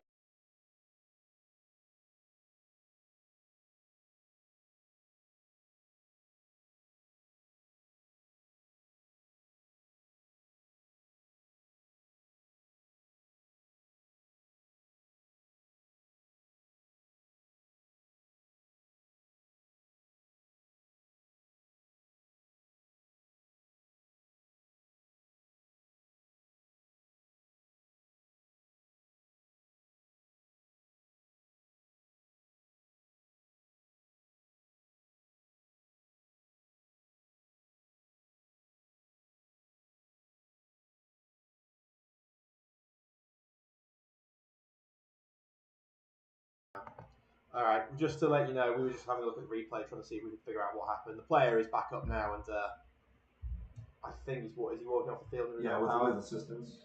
Yeah. He took a nasty tumble. He went to try and block the pass. Took a nasty tumble. I was slightly worried he's either landed on his shoulder or his head's hit the floor as he's gone down.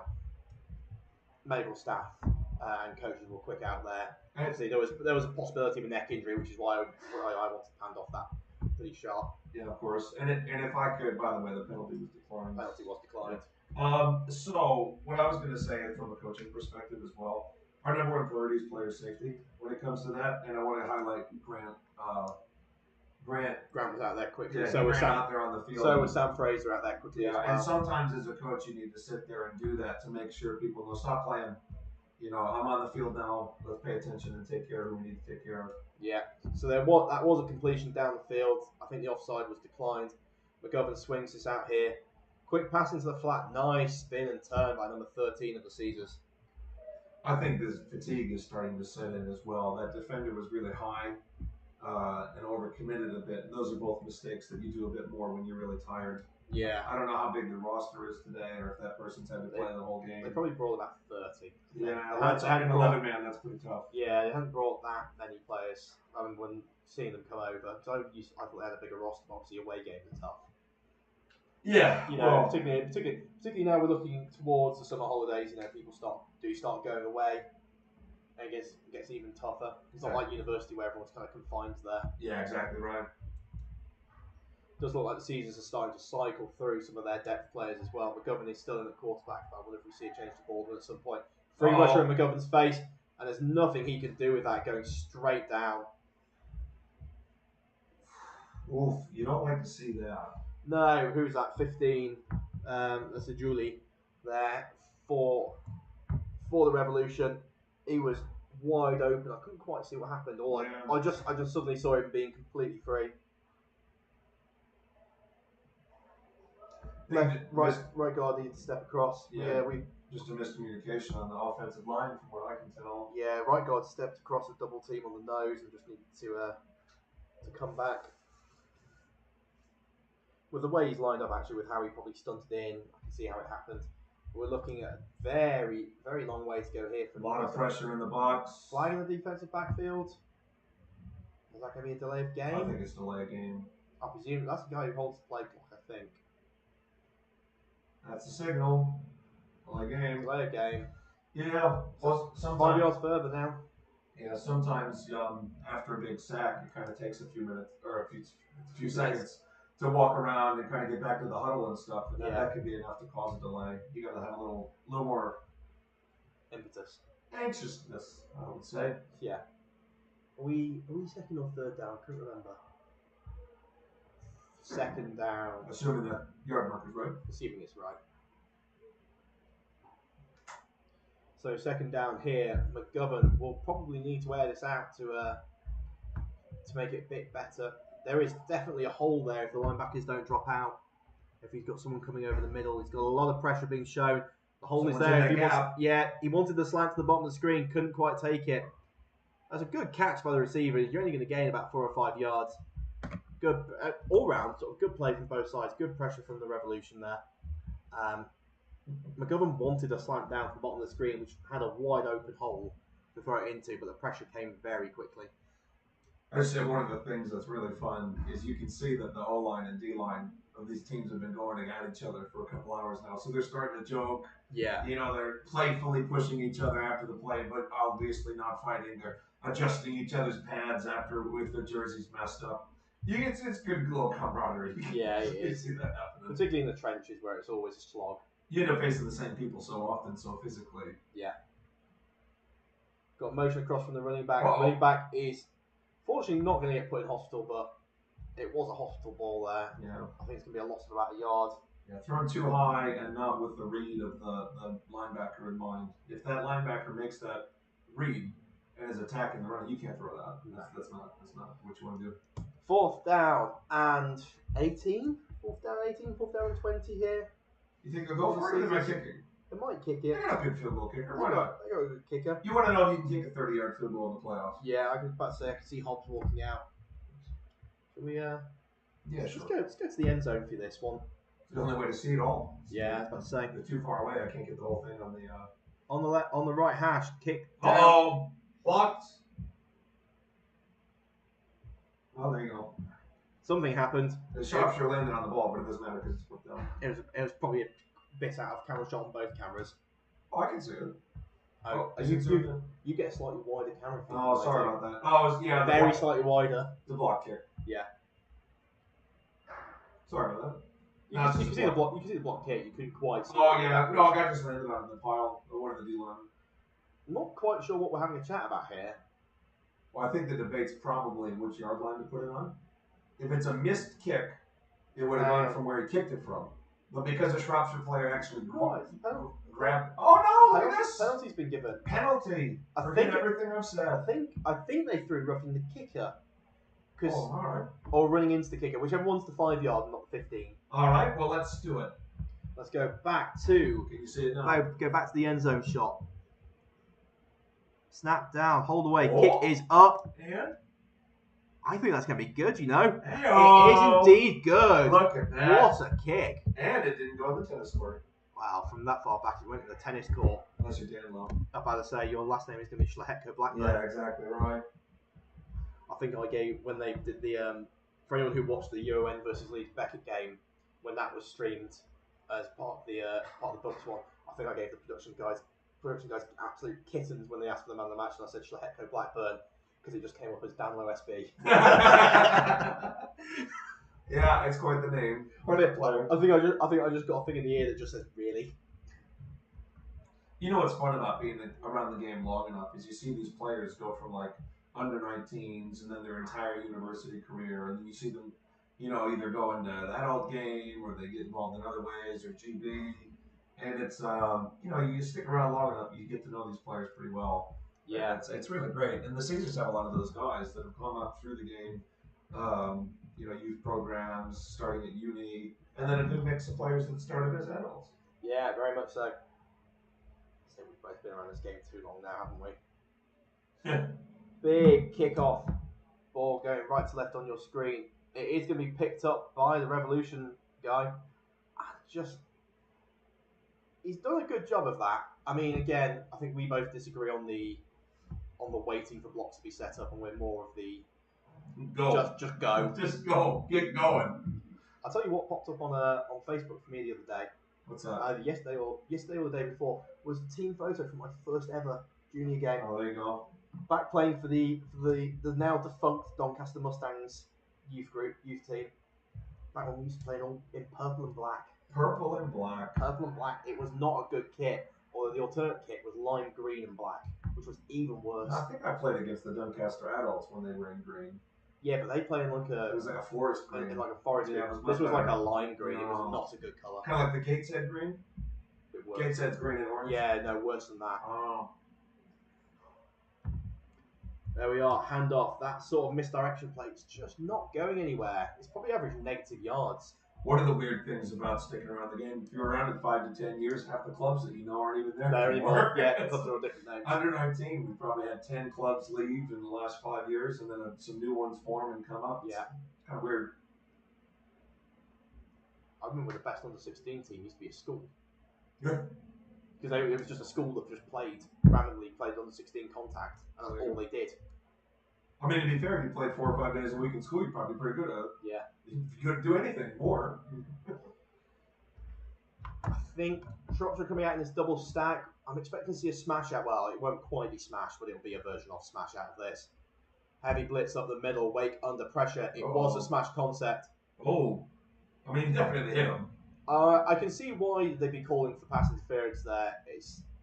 It's a tough one, that one. It's a judgment call. It's the old underthrown ball. The underthrown ball, is it the fault of the offense or the defense? It did look like Hobbs tried to tackle him just as the ball got there. That's what I thought. Which is why I thought pass interference might get thrown, but it's one of those, do you call it uncatchable? Do you call it, what do you call it? Still the third quarter? Still the third quarter? Still the third quarter. You got a spare pen by chance? No, just take that one.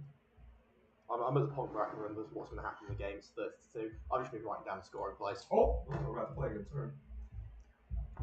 Drop back for Wake here on second down. Throws it long, and that is going to be picked off. Is that Paddy Fisher? No, it could be Tom Giles, but that says D-line, so I'm not entirely sure who that is. Oh, what's the flag on? someone from the sideline without a helmet ran on the field and celebrated? Probably a bad idea. Is that what it was? Well, number 21 was on the field without a helmet. Well, that'll do it for you. That's a safety concern here. But you're not allowed on the field without a helmet. So, And I don't think he was on the field on the play. I think he ran on after, which is a penalty. So this is actually going to effectively be like a really good punt for Shropshire. yeah, it was. No, I can only presume it's number 21 on the field without a helmet. I'm going to call it the next game. Sorry.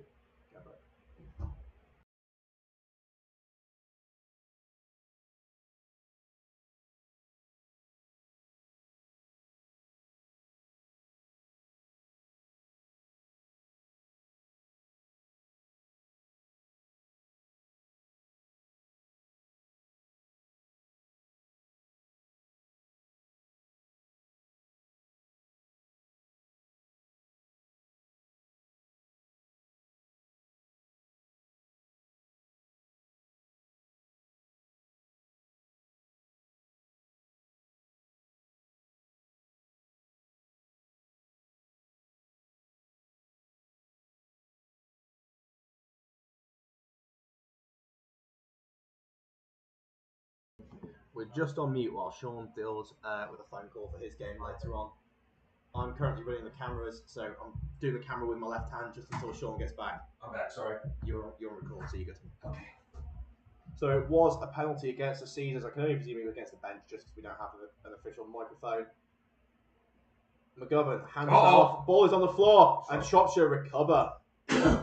Just a fumble on the handoff there. It was a weird handoff. He almost did like a double clutch handoff. Yeah, he's almost like he half pumped it and then handed it. So Shropshire's just ended up gaining about 50 yards on an interception, a penalty, and then a fumble the next play. Yeah. That's one way to get in the red zone. Yeah, so Shropshire have got 11 yards to pay dirt here. This is going to be by far and away their best field position of the day. So do we think Shropshire are going to score here? They'll be going touchdown only. Surely they're not. Yeah, I think they're going to go for the touchdown and get stopped. I can't see they're going to be. That's my prediction. Is they're going to be. They do have the ability to pick up a fresh set of downs if they get the ball to the half-yard line and don't score. Does look like the Caesars are reaching down the depth chart here as well. Going to get some fresh legs on, get some guys some playing time. It's always good to do that as well when you're up big in games. Just so you never know when it's going to come to it in playoffs. It's going to be a pass. It's going to be. It was an outright. They called the interference. Now, I think people have seen that I've been relatively fair on the play call on the penalties here. If they're calling pass interference on Hobbs there, he was in contact with him within 5 yards prior to the pass being thrown. If he continues contact, as far as I'm aware, that should not be called a penalty. Yeah. Because he was assuming I think they're claiming he hooked his arm, but I don't. That's just my guess. They were in contact. Defensive holding is what's being called. So not interference. Not interference. So okay, maybe if he did hold him, then he held him. That's kind of. I'm trying to watch the pair of DBs at the bottom. Okay. So I think basically Hobbs makes contact as the ball is thrown. So it's one of those sort of touch and go ones. So first down and goal from the 6 here. That means Shropshire only have 4 shots at the end zone, and this is one of them. And he got it. He's got it. 23, Mark Phillips collects the ball again. I think Hobbs is having complaints here with the official after that previous play. Well, I think he's saying you called interference on me the last play, but you were holding, but you didn't call it on them this play. So, yeah. So that makes it. Yeah, I think what Will Hobbs is basically saying is now he's saying he can't contact. It's the same route again. You just called me for interference on the previous play, so now I can't contact him. He gets a free release to the out. Well, you know what they say. The rules favor the offense. I don't think anyone's debating it. I always thought it was just let the boys play. Here we are from the end zone view. Nice tight view here for this PAT. Let's show you the wide view. Snap back, hold down, kick away. Kick looks to be good. Let's just wait for the signal. As tempers flare on the field as well. We got flags out. Will Hobbs again. Yeah, they got to be a better leader than that. I'm not entirely sure what happened. I'm just waiting. I've got the YouTube stream up on a laptop just to the side so I can get a bit of a replay. Oh, the Shropshire player drags him down really late.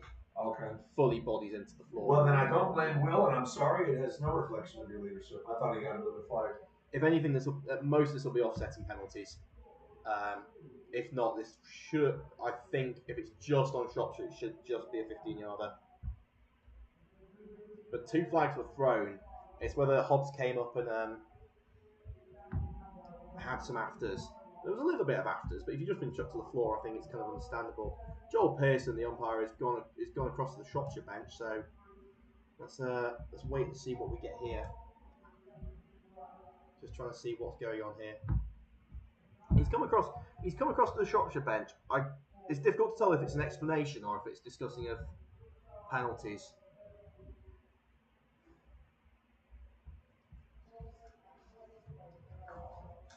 This is one we could really do with an official's mic. Well, also we could do it. I mean, what's the debate here?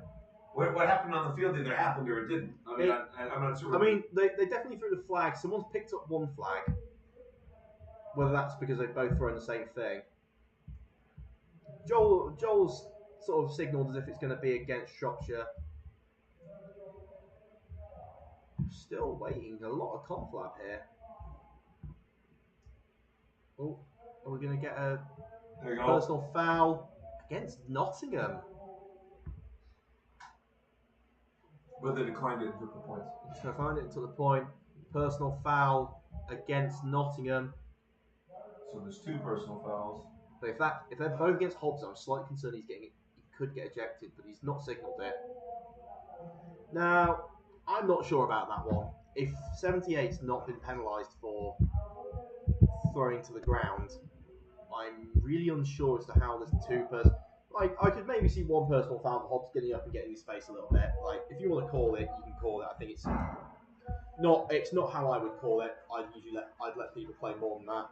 Yeah. But that's for you to call it if you want to call it.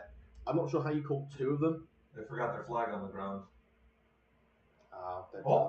Just threw a ref, and the ref caught it. Look at this. Oh wow! So they're applying so clearly one was during the play because that was declined then for the point. One of them must have been after the play because they're now walking this forward to the halfway line. Shropshire onside kick here. Well, I would think I would onside kick this.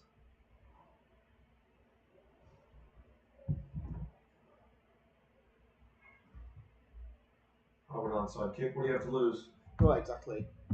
If anything, where the Caesars have had field position, you'll still be getting better field position than what the normal opening kicks are. We're going to stay with this wide one. The big bundle of players at the top of your screen makes me think this could be just a little chip. And it is indeed, it's a really high chip. Now, for anyone watching the stream who wants to know what to do in that situation, you get both returners to signal fair catch. That's true. Because that would not only have been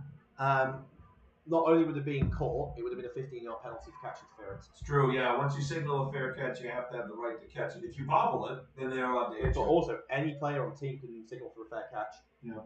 And because that's why you used to see, that's why you see all NFL onside kicks go straight to the ground.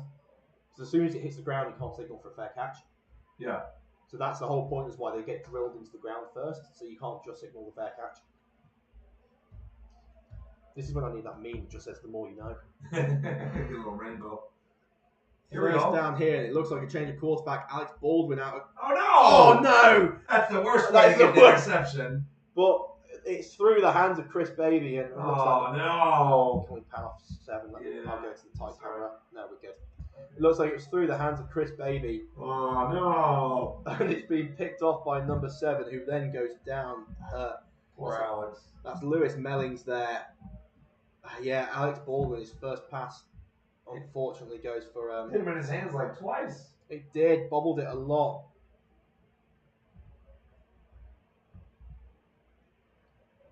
So just trying to look at both our cameras to see what's happening here. I think we've got to play it down if you use the wide camera. So I've got the tight camera. Oh, there. I think he's off the field. Yeah, we're all good. Let's go back to the field. Mellings must have just... He could have just, with how he fell on Baby, he could have just taken a shot to the ribs or something like that, you know.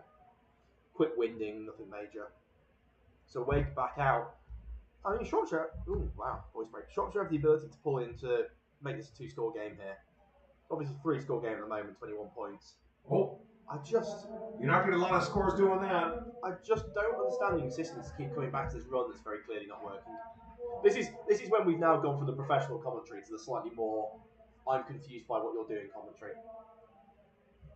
Shropshire, if you're watching this back, please get in contact on Instagram. I'd love to know. I'm not confused. Here's a quarter change, by the way. Quarter change. It's just they don't have the horses and they don't have a counter for it. And that's fine. It happens sometimes. Yeah. It's just frustrating as a player. I've been in those situations where you're on a team and you sit there and you go, well, it's just not working today. And it's frustrating because it's not a lack of effort. It's not like you're not showing up and working hard. It's just some days the matchup doesn't line up. No, I'd like to see him try something else though. Yeah. Even if it's like a power, or even if you install, like a single pull counter on the sideline. I'd like to see something else here. Like, honestly, I think they need to tell Wake just to take a deep shot down the field and get those safeties moving back a touch. Because when they've done that, like the end of the first half, when they've done that, they've then been able to exploit those underneath. Like when they've gone to that, the double stack. It's not quite smash because it's an out in the corner out the double stack, but it's effectively smash. For all things, it's a high-low stretch on the corner. It's looked good, and even on I think what I would call China, which is the outside receiver running it in, the slot running it out. That looked good down in the red zone. We'll play action. There we are, Wake throwing it up deep, and it's 2 Caesars players there, and it looks like Paddy Fisher's come down with his second interception of the game. Yeah. That's where if only one Caesar was there, he's probably running it back. They bumped into each other. So when I said he wants to go deep, that's not quite how I intended on it being, but fair enough. So Caesar's going to take over from about the 7-yard line by the looks of the spot of the ball here. It's just been unfortunate. I'm not quite sure what happened there. It looked like Wake... He just underthrew it. He either underthrew it or he was expecting his receiver to run like a skinny post and ran a sort of more of a true post. I think one of the things that happens as well is quarterbacks, they often wait a bit too long to throw it. He can throw the ball that far, but timing-wise, you have to throw it a little earlier. Yeah, you have to throw it a touch earlier. Easier said than done. So, 300-pound people running at you full speed. Yeah, I must admit, I was never on that side of it. Baldwin coming out here, number 4 at quarterback. His first pass was a very unfortunate interception. We're not going to see his second pass here because we're going to see a big run. My goodness. That is a huge run down the field. Sam Fraser picking up 20-plus yards. I don't know the blocking scheme on that one specifically. I'd have to watch it back. But usually with a run like that, you got a bang, bend, bounce mentality. Bang just being if it's open, you just keep running straight. And then you bounce as soon as you meet someone. We didn't meet anyone. He just kept running straight. It was a little guard lead. It's what I think generally gets called base nowadays. Yeah, really nice. Yeah. Big run. Are they going to put it back in the hands of Fraser? It looks like they are. There's a pull from the right guard. No, it's not. And he's gonna drag the defenders. He looked like a father in a pool, playing with his children, just like, get off of me. Oh my goodness. Scroll down. I can't tell who that is because it looked like was it 84? Can't tell. It could have been Sosu. I couldn't quite tell that. But nice for Baldwin to get a completion there. Nice little read as well. They look like a bit of a commit to the run. They've got the space if they want it here. It's another RPO. Oh no! Baldwin's going to get taken down for the sack. He just hesitated on the RPO. If you pull it down, it needs to get thrown irrespective, even if you just sort of punt it at the receiver's foot. Yeah. If it suddenly gets covered up. Second down and probably 15 incoming by the looks of the spot. You know what? Let's go to the tight camera. Let's show you these pulling guards because it does seem to be what the Caesars are running here. We've now done it 4 plays in a row. Hopefully we do it again. This is where they inevitably don't do it again. Yes, of course. If it looks like a pass, I'll flick back to the wide camera for you, so be prepared for a transition. Well, there's some gaps. If you can get a pulling guard on this one, you can attack the right side with a pull. You can double team down block. And it is a pass. We'll go back to the wide view. It's deep to Sosu. Can Sosu track it? Oh! No! in the hands and on the floor. No. It was a walk-in touchdown for Sosu. He beat the man perfectly, split down the middle. Managed to run straight between the corner and the safety. Oh, perfect placement too. I mean, And obviously, the worst bit is that's heartbreaking for Baldwin as well, because that's a touchdown that just gets run off the stats. Couldn't quite bring it in. The thing is, you need to tidy this up now as well. The Caesars have qualified for the playoffs. They're currently 3 scores up and looking to take one of the top 3 seeds in the Division 1 North. It's those kind of things when you start to play like last year, the Newcastles of the world. Exactly. I'm not quite up to date with who's leading what divisions. Shout out to Newcastle doing very well in the Prem this year, though. They've done a really good job. They've won 4 or 5 games, which I think was wholly unexpected. Baldwin takes the short throw and overthrows it. Oh. Flag down the sideline. I'm not entirely sure what this is going to be. It's either incredibly late on the snap. Could be a formation issue, on the line, off the line, kind of. Yeah, with the hand signals, it looks like it's going against the Caesars. By the way, number 18 is, should we say, protesting. Come on, Joel. What are we going to go with here? We're going to get the penalty. It's on the Caesars based on which way Oh, and the box has moved. Oh no! Hang on. So, come on, Joel. He's saying something. Illegal shifts? Illegal formation? Yeah, that's what it looked like. Yeah. Yeah, but like on the line, off the line issue, that's what comes up. I can only presume so with who was protesting and what about. Well, you feel bad for Baldwin there. Yeah. Goes from touchdown to a punt. So, Caesars on to punt. Have Caesars punted yesterday? I think they punted once or twice today. Let's have a look. Some problems getting lined up. That looks like Andy Wilson and the movable gunner trying to work out what was going on. Oh, okay. Big punt. It's going deep and it's just too far going into the end zone. Just out-kick the coverage slightly with the Just a touch. I'm just running around. At the point on punts, I just run around and scan for people I know, so Andy Wilson gets a shout out there. Me and Andy played in a fantasy league together for the last 5 or 6 years. We're now the top 2 favourite teams this year, according to all the online power ranking tools. Do you have a clever fantasy team name? Mine's not very good. So his is Drummond Gate's father. Okay. I can't remember quite who Gates. Oh, it Adam Gates back when he was in Dolphins. Yeah, not changed in the year. Mine used to be when I caught in Sutton. It was Sutton on the dock of the bay, but then we moved to Sleeper and it was too long. Yeah. There's only 25 characters. It's now the White Stripes because he's drafted Samir White and Rashad White in the same draft. That's fair enough. Well, yeah, I need a new one. If anybody anybody wants, if I've got Mahomes, I'll just trade for Saquon Barkley. So if you want to shout out some fancy team names, it'd be much appreciated because I've been struggling with it. Ketchup on steak. Someone said it should be Mahomes under the hammer, which I thought was a great pun.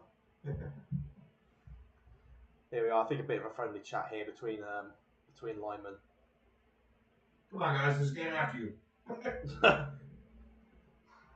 And Sean wants to know if he's going to get home to watch the Euros. That's not a concern.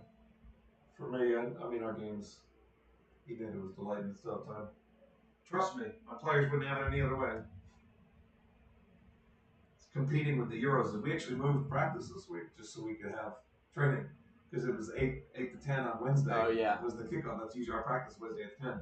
So we had full attendance this week. We just moved it today. We're in a quarterback change here for Sounds like it. Number 14, let me go get a name. That is Dominic Sims, number 14, in a quarterback. It's taken a very long time to get lined up here. I don't really understand what's happening. Nor do I. Because it's almost as if something... Oh, is it maybe the chain was broken. The chain's broke by the looks of it. If you want to sponsor chains, get in touch. Luckily, chains just have to be 10 yards. They don't have to be some special chain. You can go to B&Q and pick up a chain or any other brand. Or get two like broom handles and just... I mean, they're really not that picky. As long as the chain's 10 yards long, got down box. So here we are. Caesars, 4 linemen down on the line. Oh. Oh, and whoever that was, ball is out. And I think the Caesars got it. Looks like 54. John Winters recovered. That was a great move by Kareem Handy there from the nose tackle. I think they're playing it as forward progress. Oh, that's a shame. That's a that's a practice whistle. That's a practice whistle. That is, do you know what that is? That's when you've got an offensive coach as a head coach, and you have two kind of practices: a good offensive practice or a good team practice. Yeah, exactly right. Yeah, no, I totally agree. I remember when I had a defensive head coach, and you could have a good defensive practice. Then I had an offensive coach, you never had a good defensive practice. I've had to learn to hold the whistle until someone's really on the ground if you're doing live reps, and it's just you got to condition yourself to let it go. 2nd and 13 here for the Revolution. Can Sims do anything through the air? Floaty ball up. Oh, nope. Nothing going there for the Revolution. Doesn't seem to have quite the arm power that Wake did.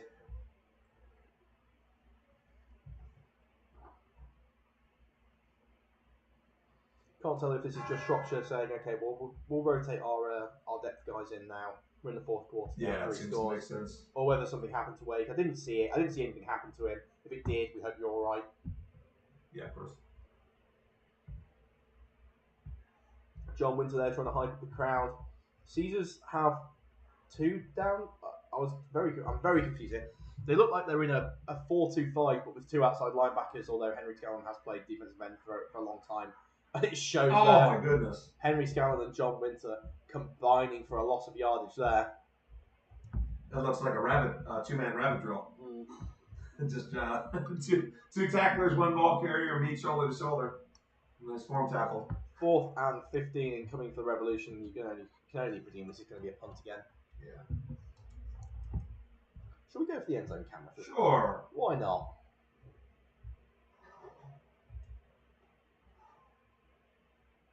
Sean is currently trying to bounce between the 2 cameras because they both seem to be zooming in and say, oh, your wide camera stopped.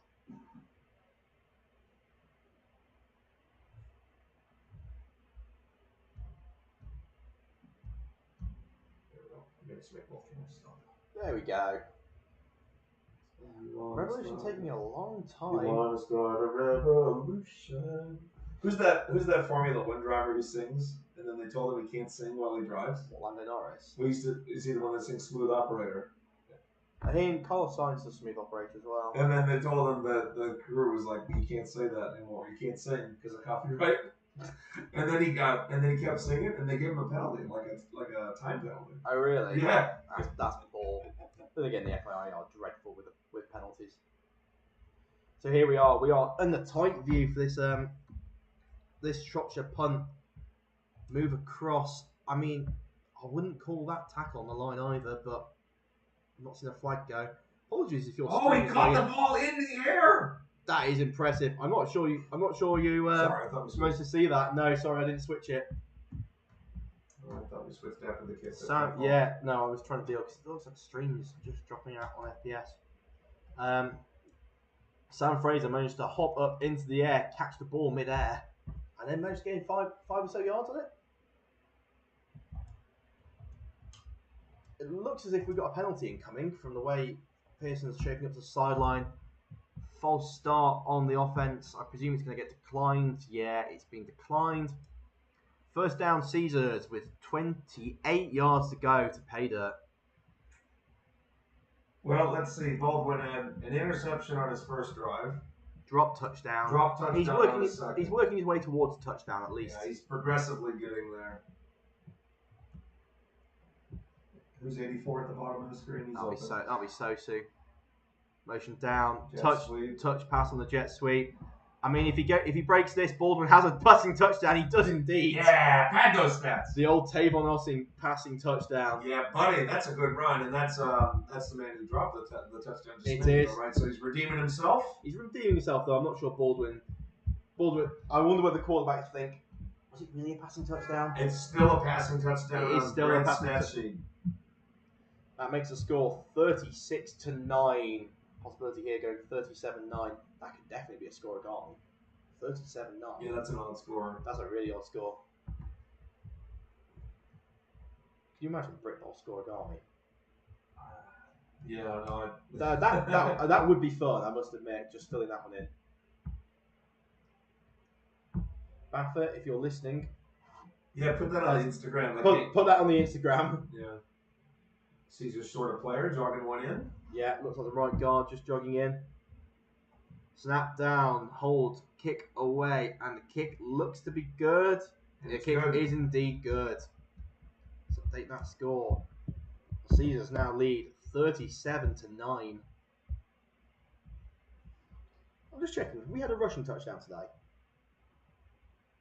Didn't Sam Fraser? No, that was a wheel or like a wheel route. Yeah, every touchdown we've had 1, 2, 3, 4, 5, 6 touchdowns in this game now. Every touchdown's been a passing touchdown. Yeah, we've had a few where it was, the person with the ball was running for 20, 30, 40, 50 yards to score, but no, we haven't had. We've had no official rushing touchdowns as far as I remember. No. I just thought about it. You like 6 touchdowns in a game, you'd normally expect one of them to be a rushing touchdown at least, but I remember when Britball used to be running first, passing second. Still is in the under-19 game. Yeah. Except for a couple teams. Yeah. Rushmore's got a really good quarterback this year. Sandwell, good quarterback. Say again? Rushmore, having a good quarterback. Ironic. Yeah. It took you a while to get to that one. Well, you're right. Just missed it. Over my head like a bad pass. It was a dreadful joke. Here is, now they're bunched in a different location. Now they're bunched in the middle of the field. Bunched in the middle. Oh, better kick it straight. You do you. We're on the end zone for you for this one. Better kick it straight, my friends. And it is hoofed deep. Are Shropshire going to try and return this? No, because it goes out of bounds. That's penalty. Can't do that. Shropshire going to take over from the 35-yard line here. It is a 90-yard field, so 35-yard line.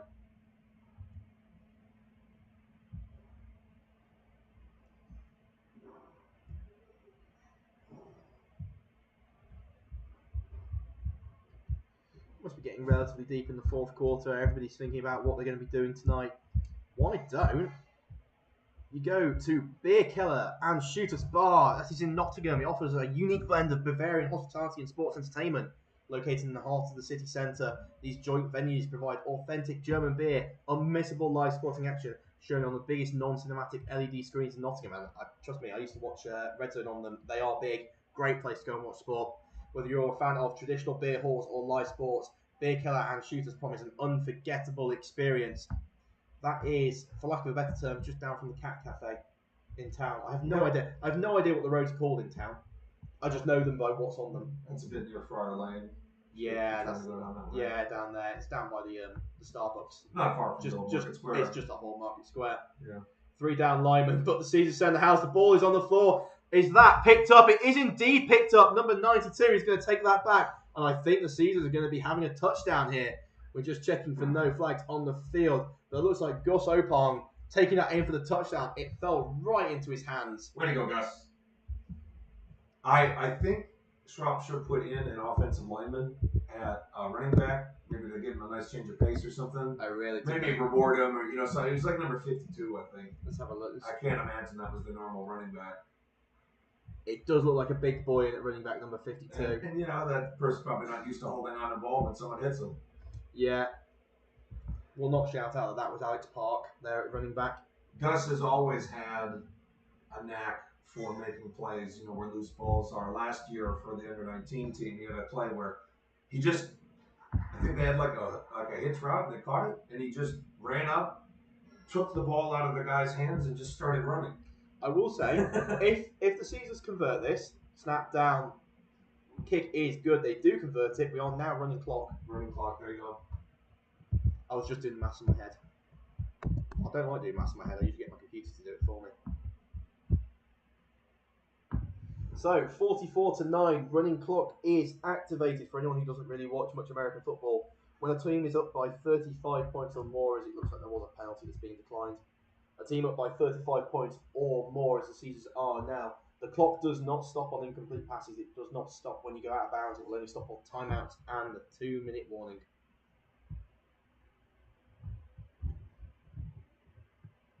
We're definitely looking towards scoregami here, aren't we? Yeah. 44-9. The higher this gets, the more. The 9's already interesting enough as it is.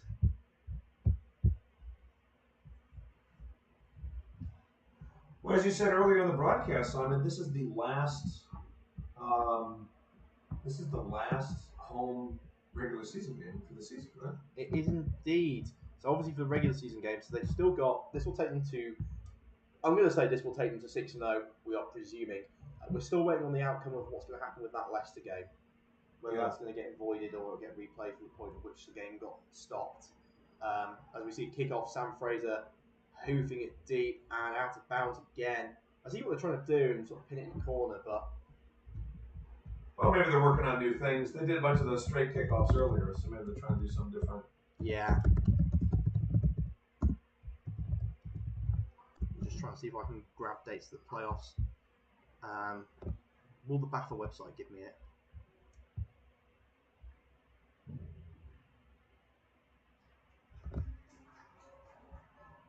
I'm just trying to find some playoff dates for you. I'm not sure when the. So there's the possibility that the Caesars won't even need to play the first round. Depends on seeding, you know. Depends on seeding. If they come first or second. Yeah, I can't find them initially. Might be able to find them on Facebook. It looks like Shropshire have opted for a re-kick here. Yeah, let's give you the wide view for this one. Why not? Yeah, it looks like Shropshire have opted for a re-kick. So if Caesars come in first or second, they will get a first round bye and then host whoever comes through. So we are projecting at least one more home game here at the David Ross Sports Village. Obviously, Caesars are shooting for the number 1 seed, which would give them home field advantage throughout the playoffs. As a Revolution have got a return here. Nice little return now up to about the 36-yard line. So they'll be looking for number 1 seed. Obviously, the tiebreaker is points against. It's not points differential as many people would expect it to be. Well, that's to stop running up the score, right? It's supposed to stop running up the score. I don't think it actually helps. So 44-9. 9 is actually relatively large in terms of scores. The Caesars have pitched multiple shutouts this season, so I'm not sure the defense will be massively happy with 9. Although they only had 7 of them on their books. You know, I have no idea on the standings of this division anymore because I haven't looked. They use League Republic for the adult teams. They should do actually. I know that's how their 19 works, so you can get scores in standard. Here we go, split back. That big number 52 back in again. This time as a lead blocker. I mean, running back went by 3 defenders. He went for the lead block, and just I think missed it quite badly. That's what I said. Those circles didn't end up.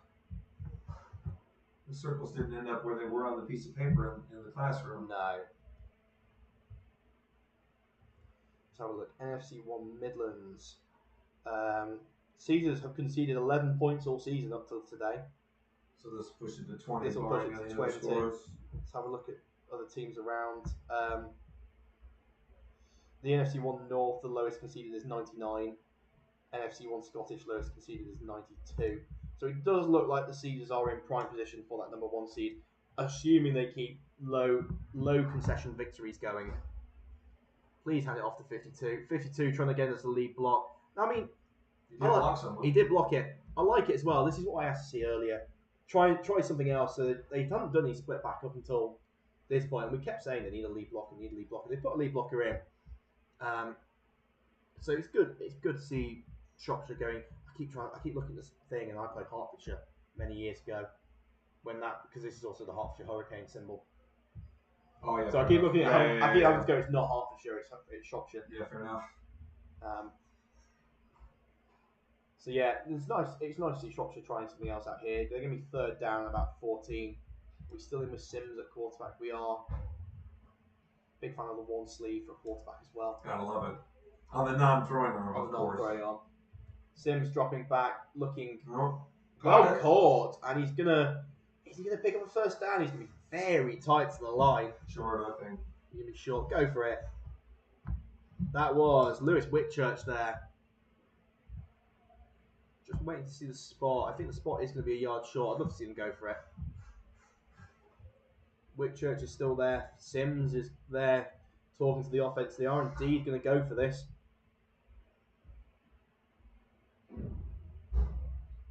Sorry if you can hear some thuds around. People are just unrolling some blue carpet for graduation. It's always nice to graduate in a sports hall. Yeah. They do a great job with this multi-purpose room here. They do. Here we go. Snap back. Sims is going to take it himself. Oh. I think he's just about going to get enough. I think it probably depends on the spot, because if you look, they got to get to the 40. They only needed yard, and I think he's just got it. 90-yard pitch, so 44 is just 1 yard past midfield. Yeah. What I found interesting there, running back the wrong side of the quarterback. You would expect the running back to be on, if they ran left, on the quarterback's left to be the lead blocker. Yeah. I guess they've run it to the right a lot. They've done that misdirection as such, run it to the right a lot, so maybe they're trying to sort of shade over that way as if it was going to be that.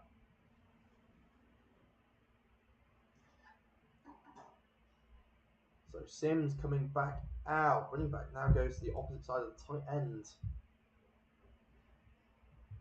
Sims going to go for a pass here, as you see. He's going to go for a quick screen pass down to the bottom of your screen. It's that Mark Phillips, been the big receiver here for Shropshire. He's had a great game, I would he say. had a good game. He crunched a little bit there by 2 defenders. I think he's maybe gone down with cramp or something. Yeah. You just saw him stumble down. Yeah, got to shout Mark Phillips. Yeah, Mark Phillips out is having a great game. He caught the Shropshire touchdown as well. Are we having an injury timeout? Just check. Yeah, the refs just kind of wait the time dead. Just wanted to make sure everything's okay. But yeah, I hope he's alright because he had a great game. He deserves to get back on the field to finish this game off. Obviously, with this being Shropshire's last regular season game, if they come second in the league, they've got a strong shot of making the playoffs. Because they'll go to 5 and 3, and they're not going to get usurped as a number 2 seed. Looks like the NFC1 North is an absolute minefield in terms of who's going to end up where. So is the Scottish, to be fair. So I think Shropshire have a good shot at making one of the getting a postseason berth. You'll have to see how everything else in the division goes. Like you said, some games pending as well. Referees meeting together. Got a little herd of zebras. Yes, of course, zebras. Trying to see if League Republic will give They're you stylish white shirts with black stripes. It's not good, is it? Let's be real. It's not a good look. I'm not sure League Republic actually gives you the sort of potential playoff standings.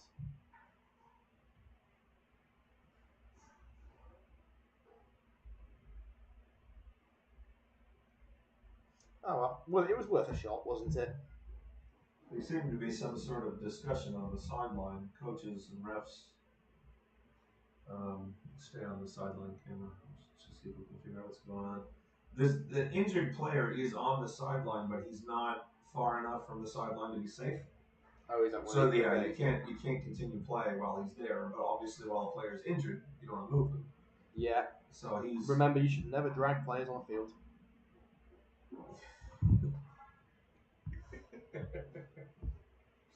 I'm just checking. So it is a 6-team playoff in the North.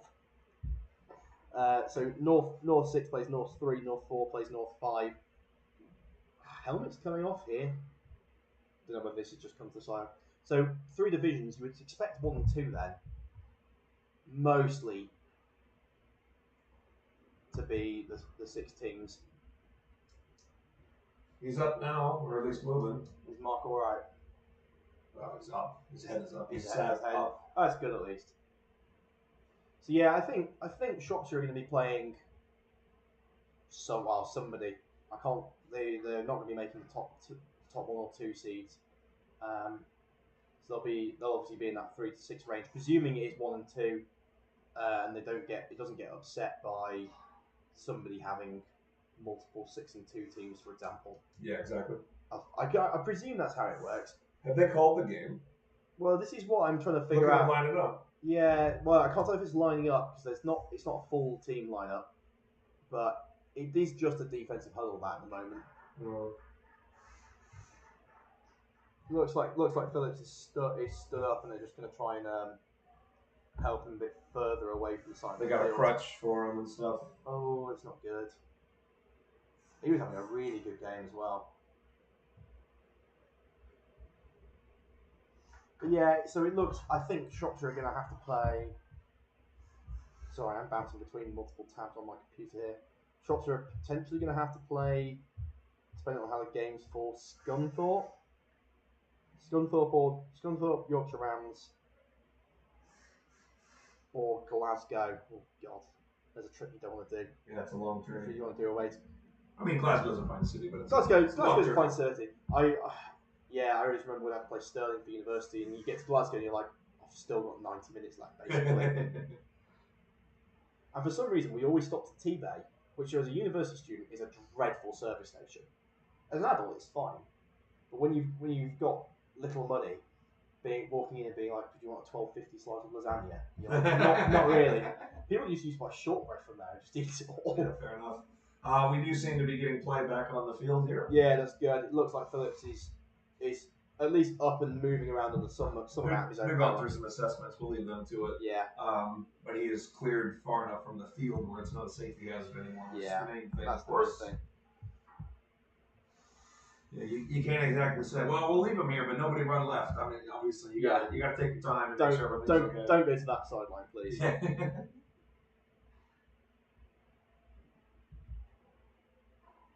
So it looks like we're just waiting for something else. I'm not entirely sure.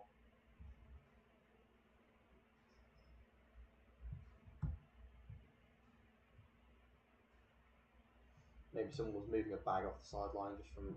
And here we go. Woo! Sims in at quarterback. Running back 2 to the top of the screen. Good run there by the running back.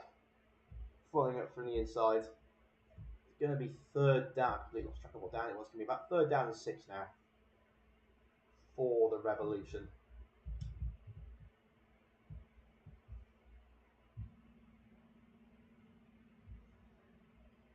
Yeah, just confirming third down. I thought I saw an official signal fourth. I was a bit confused.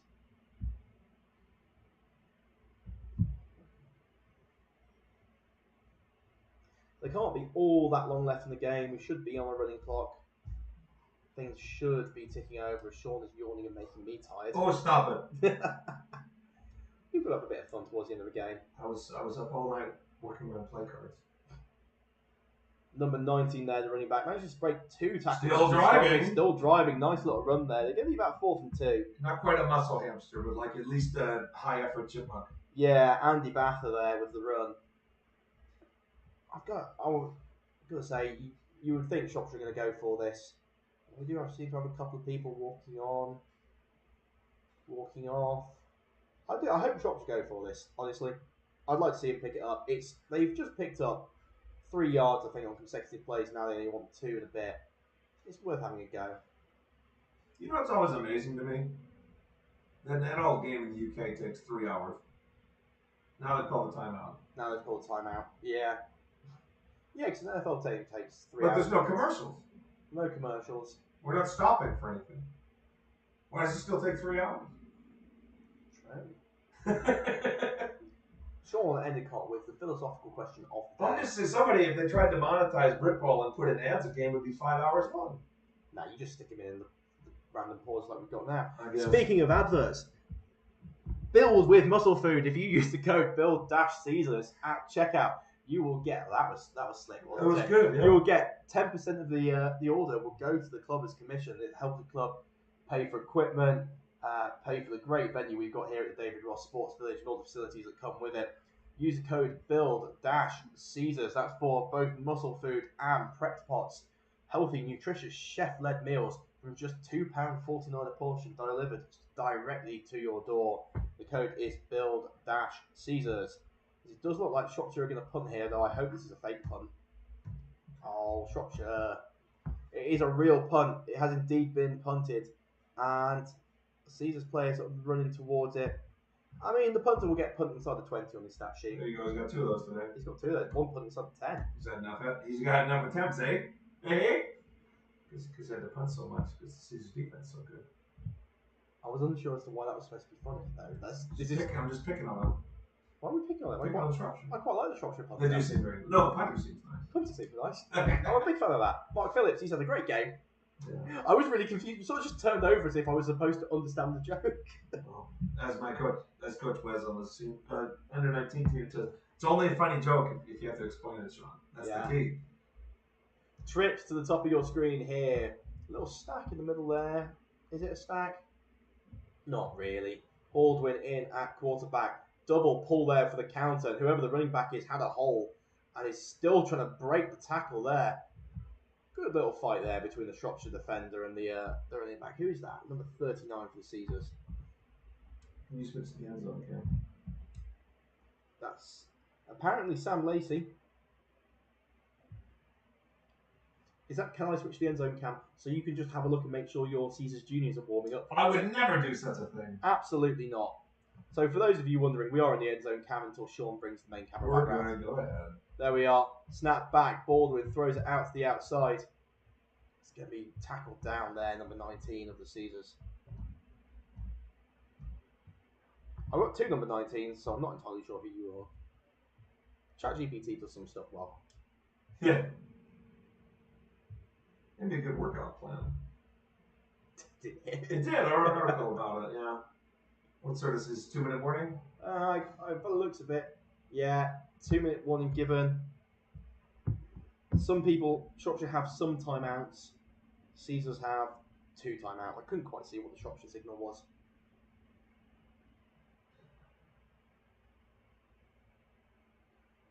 Ball about to be snapped.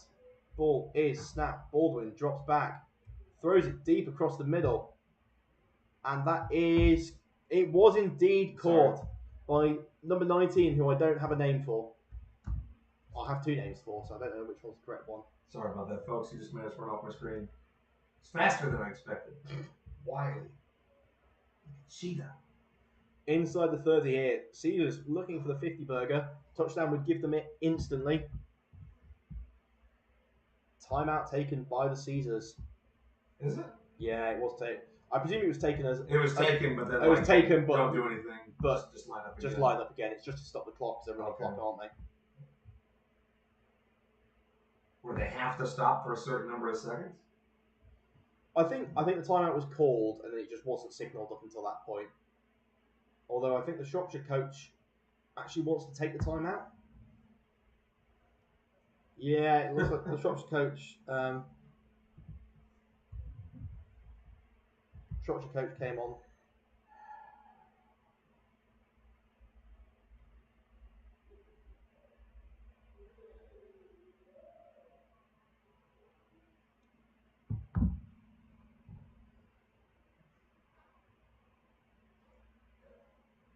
So we're getting down in time here, so probably 10 seconds on that play. You've got about 1:50 left. Let's go for the trusty old, just use a stopwatch on your phone and see if you can give a rough estimation of how much longer is left. Baldwin looking for his second passing touchdown of the day. Ball is snapped back. He's looking deep, scrambles up. He's got a lot of space there. Oh, he tried to cut through. He did a good job with that, did Baldwin. I think the last season's timeout's possibly been called. There's a lot of hand waving. Yeah, it looks like Caesars have called their last timeout. So Caesars really going for the 50 burger here. Yeah, it seems to be something they're prioritizing. Or at least they just want to score a bit more, or get their offensive players a couple more reps. Always good to get you back at quarterback some more reps as well. Because it's one of those, as soon as you lose a quarterback, you never quite know. Yeah, exactly. You never quite know what's going on. Remember, Will Hobbs will tell you that he played quarterback for a season once. Didn't run the Wildcat, they ran the Willcat. And the clock is starting, or at least it'll start on the snap. It'll start on the snap, won't it? Heavy blitz. Very heavy, big pressure, no safeties deep. Baldwin looks to his running back out of the backfield, who is running sideways. And then backwards. And backwards. Caesars have no more timeouts. That was Ben Pugh there with the reception. Baldwin trying to hurry his offense up. He's probably got 1:10 left. always find the rest of the clock goes quicker than mine. I never seem to work out why, but I've never reached 2 minutes corner before. round's going to be open. Heavy pressure there from Baldwin, manages to get it away, and it is incomplete. Of course, the clock's still running. Actually, almost worse, incompletion. Now the refs got to get the ball back. Yeah. Well, they've done a good job doing that quickly. Look at that hand over. Ball's already down. Probably about 50 seconds left here for the Caesars. They are 3rd and 10. Wouldn't be surprised. He's basically only got 2 plays left. Baldwin should just take 2 shots at the end zone here. Enormous pressure on Baldwin, and he's going to go down. Caesars need to hurry back to the line. It's going to be 4th down. They may as well just take a punt at the end zone here. Yep.